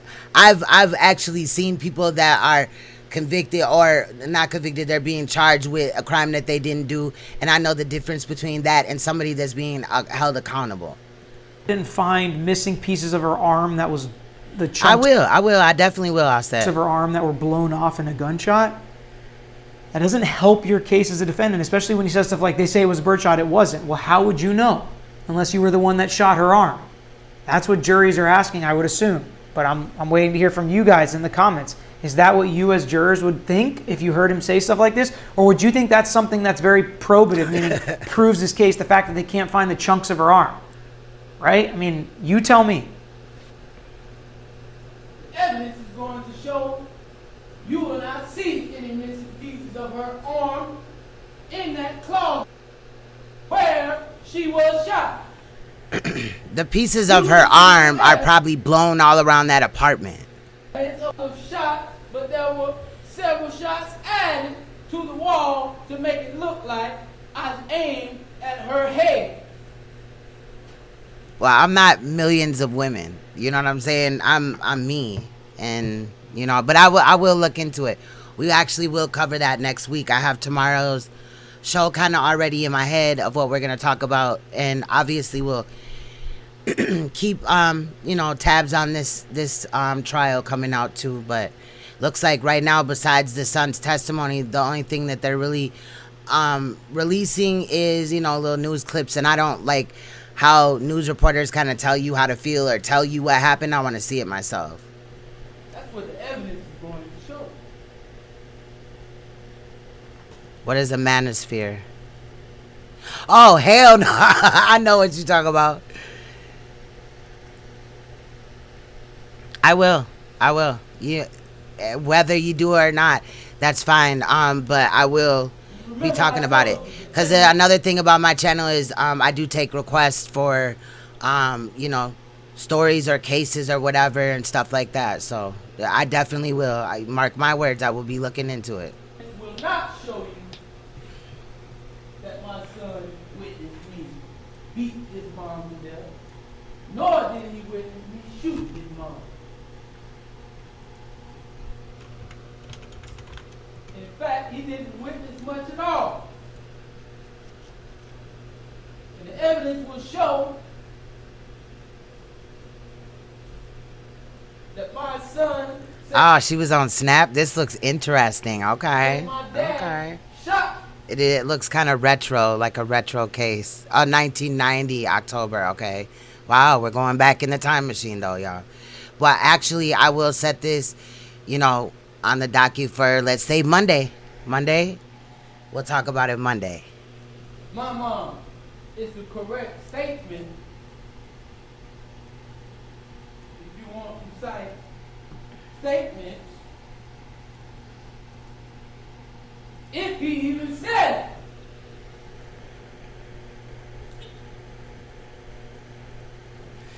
I love it too. I mean, it's fun. It's fun. It's fun. Definitely. You know, it's challenging. Like I said, it, you know, causes your brain to do extra work, you know, because it's easy to just cuss somebody out and not like their opinion and block them or whatever. But you know what I'm saying? I really like, you know, mingling and picking each other's brains and stuff like that, regardless. Even at the end of Betty, you know, whatever the verdict is that I have in that situation, I'm still going to respect you the same. I can guarantee you, the evidence is going to show you we are under the most corrupt yeah, Don, yes, that's facts. administration you've ever seen in your life. Yes. I'm going to check you out, though. I said, too, you said that you had a Zodiac channel. I can't remember the exact way. Okay, you said, I have an astrology channel. I don't know why I said Zodiac. I'm into stuff like that as well, as I know that some of the people in my chat, a couple people in my chat have voiced that. So, you know, I'll definitely be checking you out. Definitely. I want to see your readings on Scorpios. You probably just drag us through the mud. But for you know, what it's worth, I was born on a cusp. Since you have an astrology channel, I know that you know what that is. I was born on the cusp. So while I act more like a Scorpio, I do inherit the traits of a Libra as well. I guarantee you I wouldn't waste your time. That's why I like law and crime and stuff like that, you know. I think. Actually, the person's content that we'll be looking at, some of it tomorrow, is I think she works with astrology. I don't really know. I only watched like about 6 videos of her, but she's a Libra as well, so we'll be watching her tomorrow.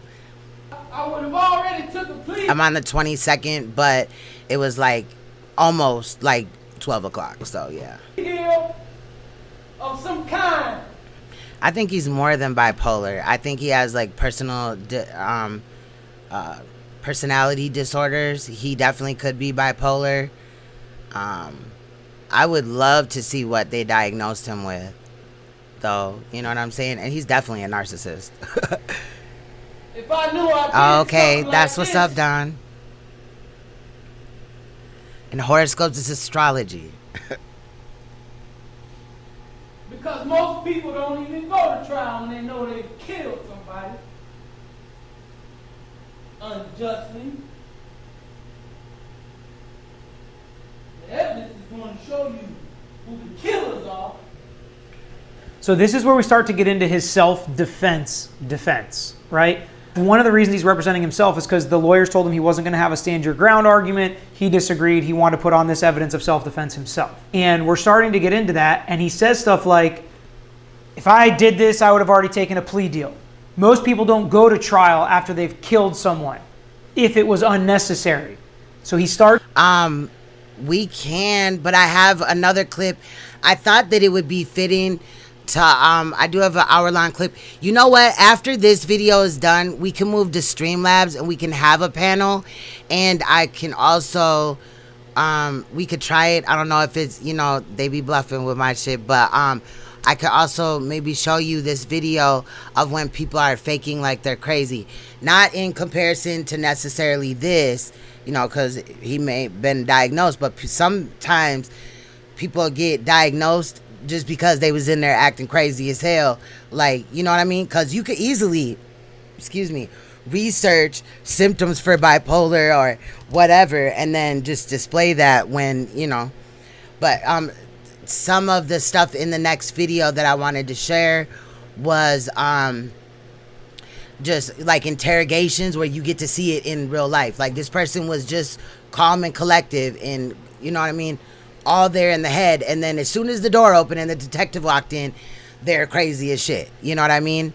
So if you guys want to do that, we definitely can. I do like, you know, mixing with y'all and shit. Hurts to set up the fact that. So we got, we're at 31 minutes. This is 57 minutes. And then after that, like I'll close out this and then we'll just move it to StreamYards on the same channel.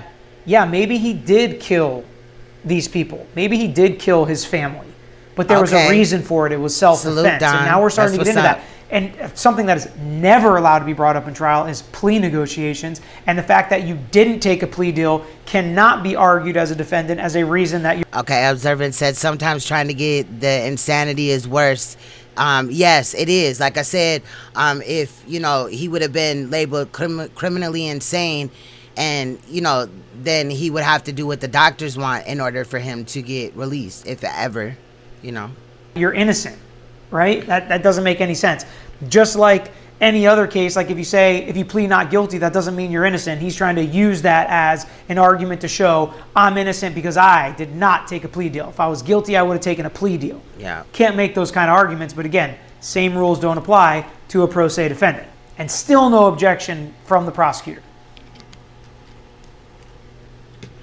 So they zoom in on the judge's face, which is important because she makes some facial expressions that you can read into if you want, but it's really hard for a judge and a prosecutor to sit there straight-faced and not get angry and not... He could have schizoaffective disorder.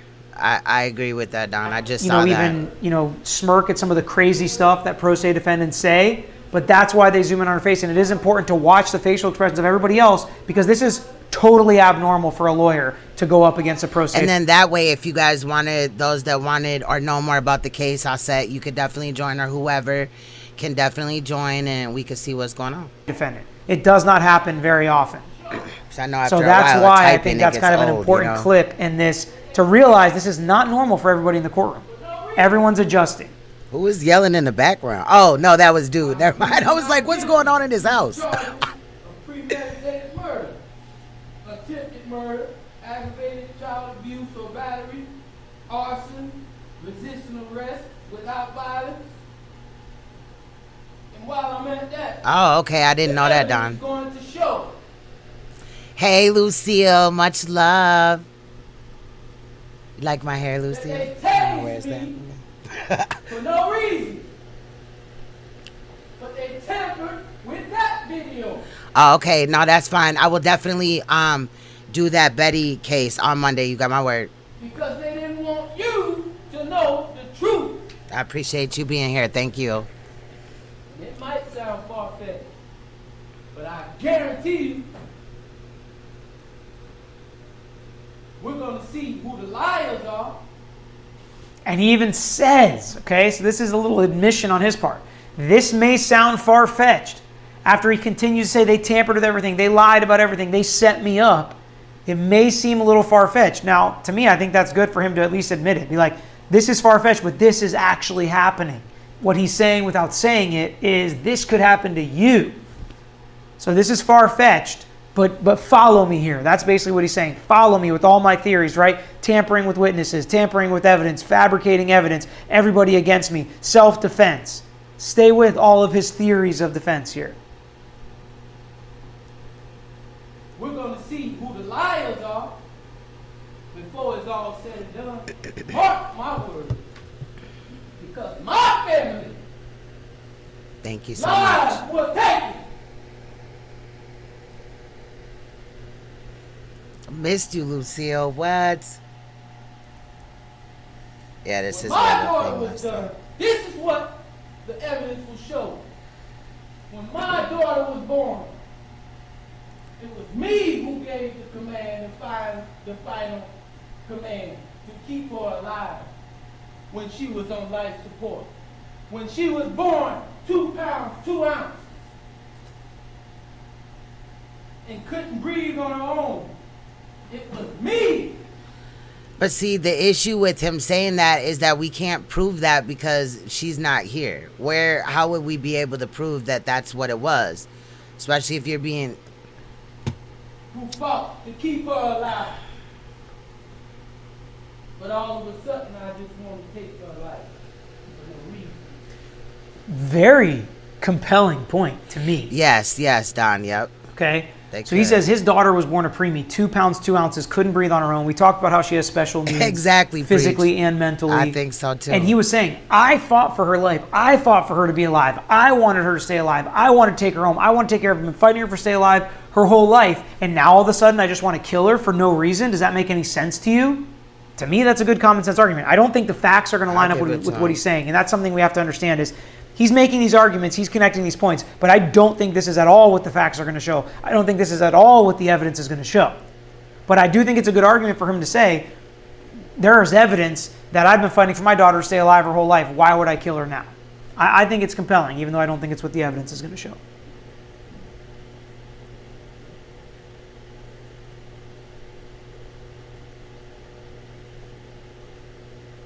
Exactly. I agree with that as well.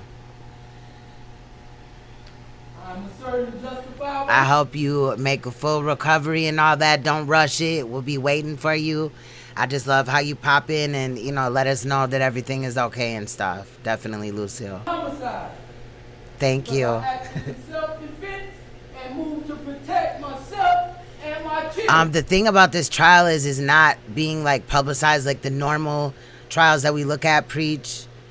You know what I mean? It's kind of just like news clips. There's a couple. The earlier we looked at him, he actually cross-examined his son, if you didn't know that. And that's about really the only real courtroom type of thing that was released besides opening statements. But we'll see what else they... Here we go. Now he's starting to use some legal arguments. It was a justified homicide because I acted in self-defense to protect myself and my children. Except that he killed his daughter is the second part. So I'm not sure unless he how he's didn't going to and deal with that part of the argument. And this is, again, where the house of cards falls apart. You kill your girlfriend and your daughter. Oh, man, I would have been there, too. If that... I don't know if I would have, because, work and stuff, but I would have loved to be there. I used to actually go to trials, and then I would go to work at night and stuff like that. I would just sit there all day and just listen. When they break for lunch, I go eat lunch, come back, and just, you know what I mean? And I was also doing that when I was going to school for law as well. But ultimately, the thing that kind of discouraged me from, finishing with law is that, I be a public defender and I got to represent one of these scumbags, and I just don't know if I want to do that. Hard to come up with arguments as to why you did it, but he's picked one of them. It's not insanity. Instead, it's self-defense. So he's admitting that he killed his girlfriend, but saying it was justified homicide, right? Using legal terms. From Kenyatta Benton.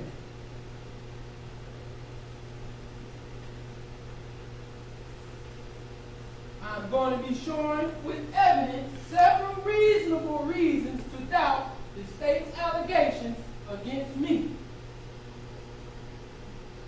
The evidence will show that the state cannot prove that I premeditatedly killed anyone because I didn't have any time to reflect or plot and plan as if everything happened.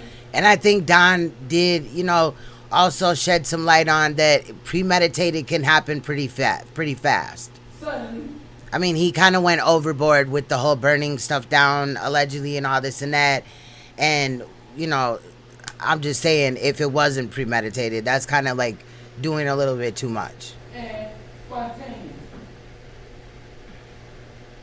This is really important stuff, right? I mean, he's reading now, so he's obviously taking some notes as to what you have. That's very true. Overkill is not self-defense. That's fact. To prove to not be guilty in two different, this is kind of like competing legal arguments, right? So not only is he saying it's self-defense, right? But he's also saying they can't prove I premeditated this killing. I planned and plotted and had time to reflect, which is the legal arguments we make if we're trying to fight against first-degree murder. A lot of people... But we can't prove that he didn't have time to think about this, that, and the fifth. Talk about this in the Derek Chauvin case. Should he be convicted of first-degree murder? Was this a premeditated killing? Multiple right? weapons So he's saying this was absolutely not, and they can't prove that it was. And that's something that I think the evidence may actually show, that he didn't plan this all out. It did happen spontaneously. Maybe it was second-degree murder. Maybe it was, I mean, he's got to prove a lot more for self-defense, but maybe he does have some evidence to show that this should not be a first-degree premeditated killing. We'll see, but he's using these legal arguments, which to me is so interesting as a pro se defendant with obviously no experience and somebody that was not competent to stand trial just a couple years ago. I responded out of pure instinct and heat of passion. A heat of passion killing That's is a good literally claim. what we call second-degree murder. Yes. Not first-degree murder. So Yes. he's using these terms, and they're specific and they're purposeful on his part. Exactly. I agree with him right there. Eliminating any kind of premeditated design. She said that part. Let me just say, the evidence will show that since the state planned Exactly. to kill me, if they can say that I killed my family unjustly, they planned to premeditatedly kill me. So they Now I will say, just for the hell of it, because you know me, if he had walked in and Kenyatta was, killing their daughter, I could understand him snapping the fuck out in his brain and then killing Kenyatta. But I also think that a good thing would probably do to, like, maybe fuck her up, but not, you know what I mean? Because she's harming your child. Like, you really wouldn't be able to stop maybe that reaction, but then going and doing what he did to the son, I don't know about that. Like, that throws it all out the window. That's why I don't believe that this is just a passion of crime, like a crime of passion. or deny me the right to premeditatedly kill Kenyatta Barron if she killed my children.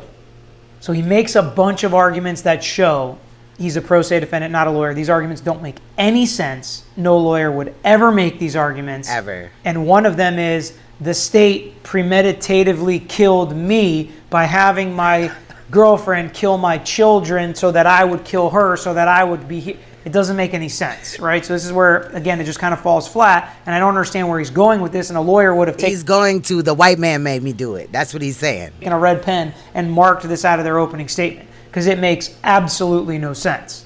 So you're about to hear him make another legal decision and legal tactical argument here.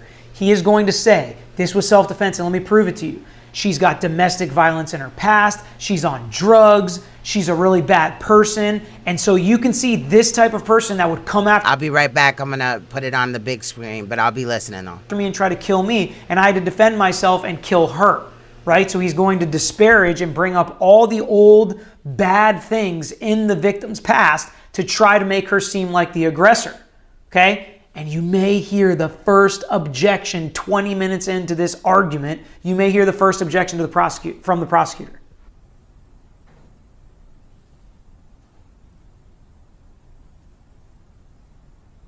The evidence will show that Kenyatta Barron had several medications and drugs such as morphine in her system. The evidence will show she had a domestic history and was arrested for domestic violence that same year.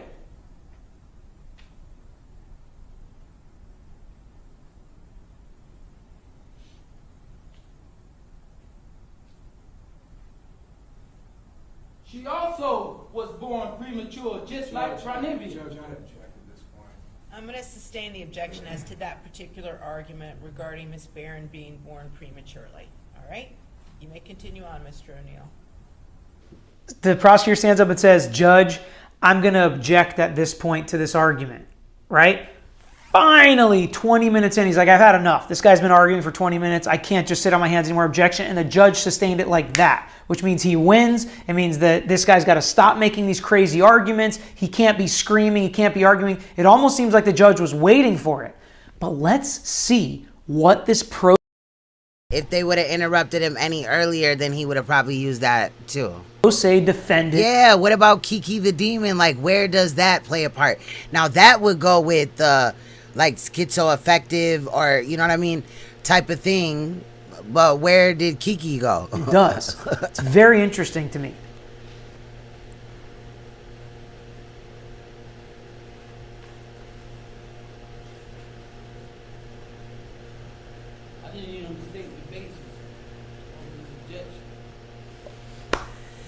No, I left because I had to deal with my children. I have a child here that wanted to ask me a question. You know, she's not a little baby or nothing like that. She's preteen. But yeah, I had to deal with that. It's not like some conspiracy where I ran off when dude was talking about domestics. When I've shared my domestic on here, I told you that I've been in a domestic. You know what I mean? So no, there's no running off. I don't run off. What? He said, I didn't hear him state the basis of his objection. This is not a guy that has a legal education. Yet he's making these arguments just like a defense attorney would. Judge, they didn't even state their legal basis for this objection. How can you possibly sustain it? Trying to show the judge is in on this. She's sustaining objections without the state even having to argue what that objection is. That's good lawyering. I'm sorry, but that's good lawyering. I don't know why I'm apologizing for it. That he's right.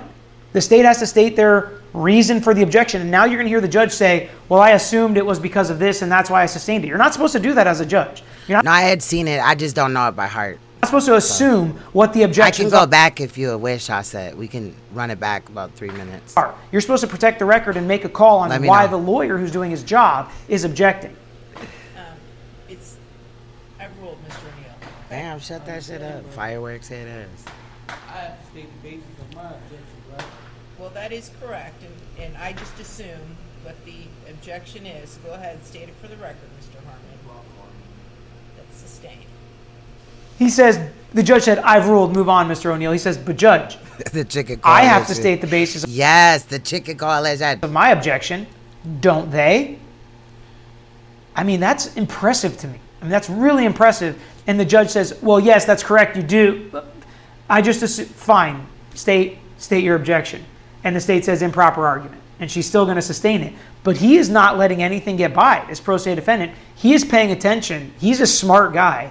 He is paying attention to everything that happens in this case. And that's going to make it an interesting trial that he's not just going to be bulldozed or run over by the prosecutor's office, by the judge, by anybody.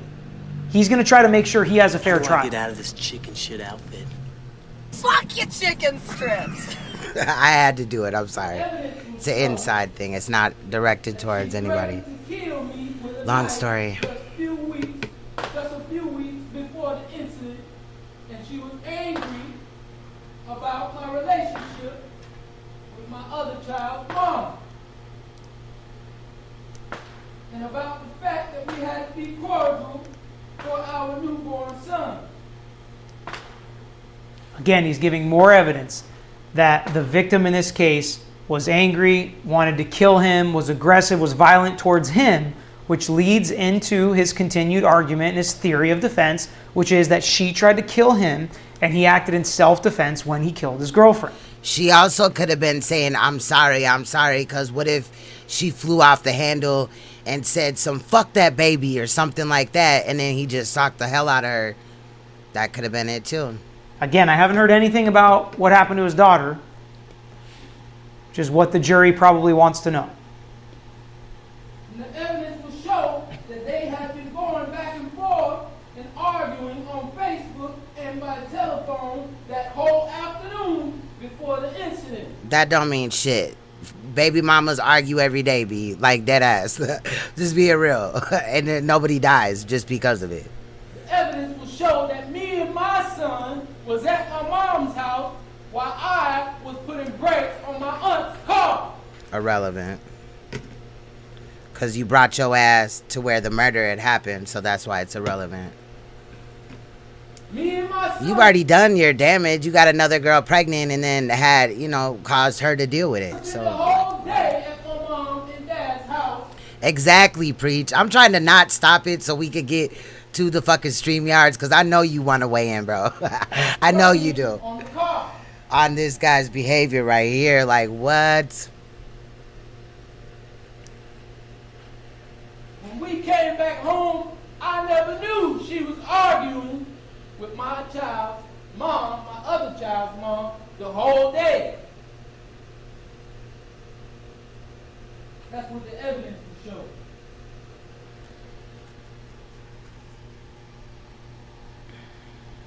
Evidence will show that my daughter was prematurely born.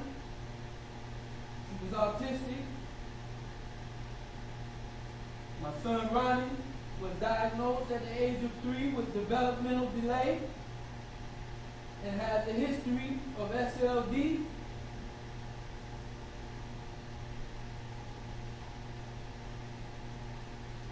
The evidence will also show.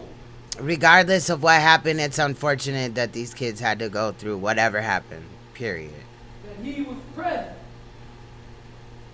but does not remember accurately or consistently what happened for many reasons. So as we've mentioned before, his son is supposed to be the key witness for the prosecution. And near the end of his argument, he knows he has to deal with that. He's mentioned it before, and now he's about to discredit his son in a multitude of ways. He's going to talk about his mental disorders. He's going to talk about the fact that he's been coached by people in the department and family members. He's going to talk about how a cop that's involved with this department, involved with this case, has now adopted his son and continued to coach him. He doesn't have a choice. He has to discredit his son as a witness if he is going to win this case. So he's making the correct legal decision and legal maneuver to discredit the strongest witness against him. He has no choice. Whether you think it's right or wrong, legally, it's the step he has to take. If his son is telling the truth, he's going to be guilty. But if he can show that there are reasons why his son may not be telling the truth or may not be remembering it correctly, now he has a chance to discredit that key witness and potentially be found not guilty. Yeah, he already had cross-examined his son, what was that, yesterday? We had covered it today, though. Making him unreliable when it comes to the actual facts.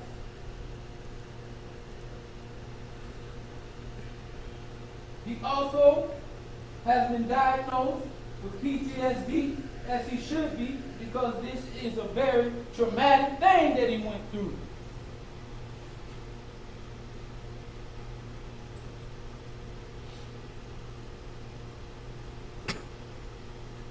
He also was diagnosed with major depression disorder, intermittent confusion, and delirium.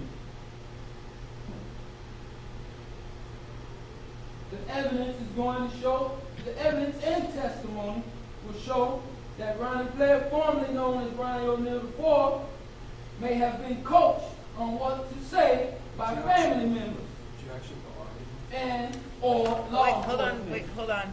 I will overrule the objection. Thank you, Your Honor. Mr. O'Neal, again, jury, this is what both sides believe the evidence is going to show. All right? And again, you will be the ultimate determiner of what the facts are. So the state objects again, and this time it's overruled, which is interesting. She's saying, I'm going to let him explain what he thinks the evidence is going to show, which is why in law school and on trial team, they tell you to preface everything by the evidence will show. Because if you say the evidence will show, you're saying, Judge, this is just what I think the evidence is going to show. And there's a way to do that, right? So this car crashed into that car. Well, that's argument. Or I could say, the evidence is going to show that this car was traveling and crashed into that car. Maybe not argument, because that's what I think the evidence is going to show. That's why he keeps using that tagline. It's a legal move. It's a legal phrase. It's something we use in real trials as real defense lawyers, and he's using it as a pro se defendant in his own case. You may proceed, Mr. O'Neal. Thank you, Your Honor. We got 7 minutes left, and then, And these are also actual facts 7 minutes of this clip. that Mr. Harmon left out when he told you about the report of his former psychologist. when he told you that he was adopted by his family members, which didn't work out as well, and he had to be placed with another family, which is now the Blair family. In that same report, it talked about how he may have been coached by family members.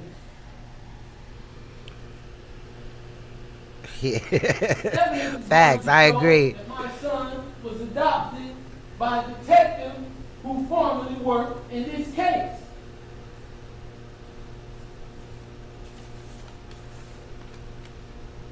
Whom he now lives with. And I don't have a problem with that because he needs care. But I do have a problem with Mr. Blair being involved in this case. When he said I don't have a problem with that, that was not true. He does have a problem with it, but, you know, bringing that up as an argument, obviously his son wouldn't be in the detective's care if he, you know, wasn't in this situation.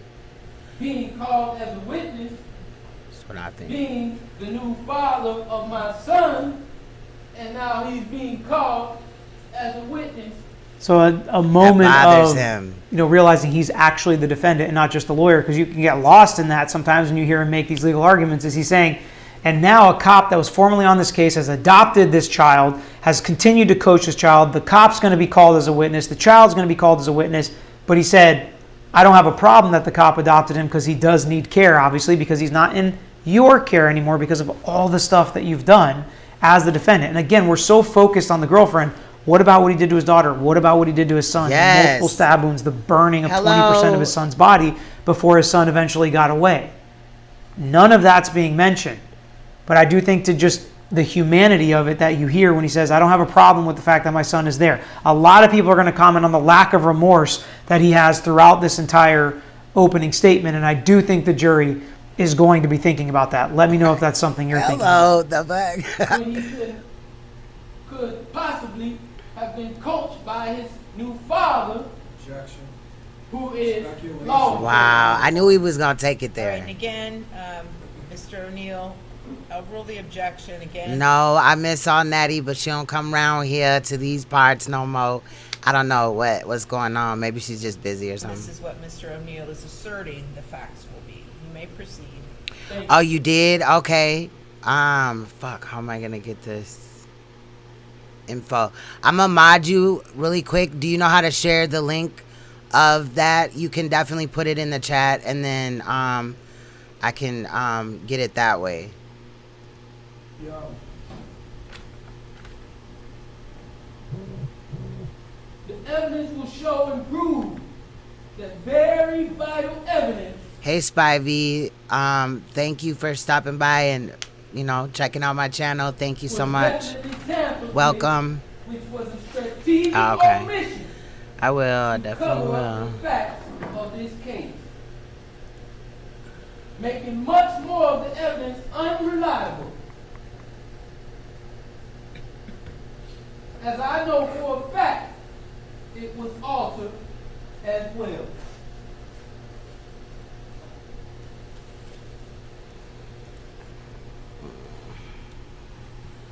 Let's see what we get. Oh shit, what just happened? Okay. The evidence is going to show that the 911 call of Kenyatta Barron is not compatible with what Khalil Brown saw and heard outside. I got it.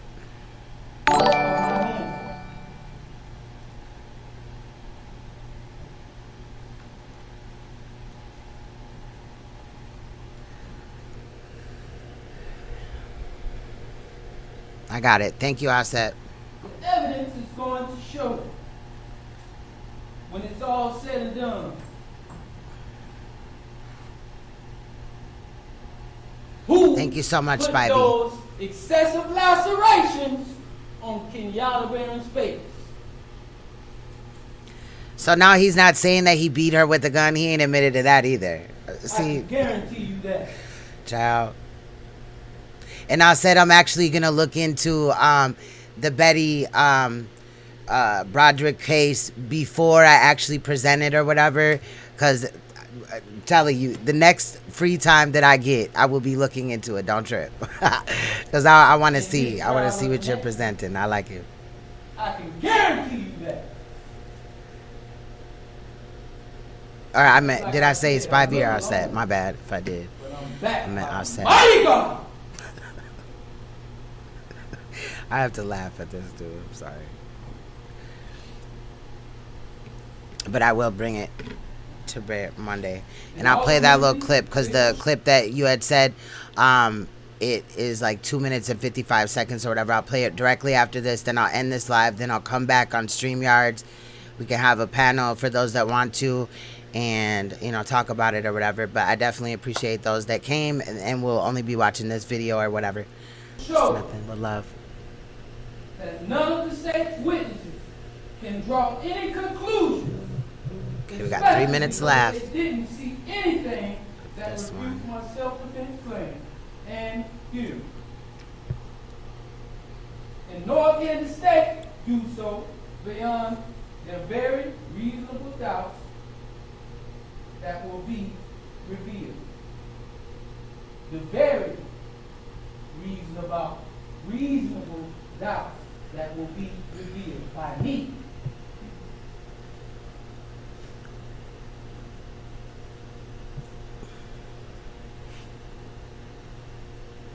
That's all I have to say. So throughout the entire opening statement, he brought up his theories of defense. He brought up reasonable doubt. He brought up how high of a burden it was. He brought up the actual charges against them and why they couldn't prove those charges. He brought up self-defense. He brought up tampering with evidence. He brought up inconsistent facts. He brought up evidence that's not going to be shown to you, or evidence that you're not going to be able to see as the jury. Those are good arguments. Now the problem is that he focused on just the girlfriend and not the kids. His problem is he showed a total lack of remorse. His problem is he also made some crazy arguments that make no sense and are going to throw the jury off and just be like, this guy doesn't know what he's talking about. He's not making any sense. That's impossible that would happen. So let me know what you think after watching this opening statement, after knowing what the differences are between a pro se defendant and what an actual defense attorney does. What would you do if you were a jury? Would you be more sympathetic to him representing himself or less sympathetic? That's really what I want to know in the comments. I really want to know what you guys think about this as potential jurors on cases like this. We'll continue to follow this trial. We'll continue to comment on it. Let me know if you have any specific questions about this opening statement or anything in this case, and we'll try to do another video in the future. Okay. Thanks for watching this. I liked his content definitely, and obviously I subscribed.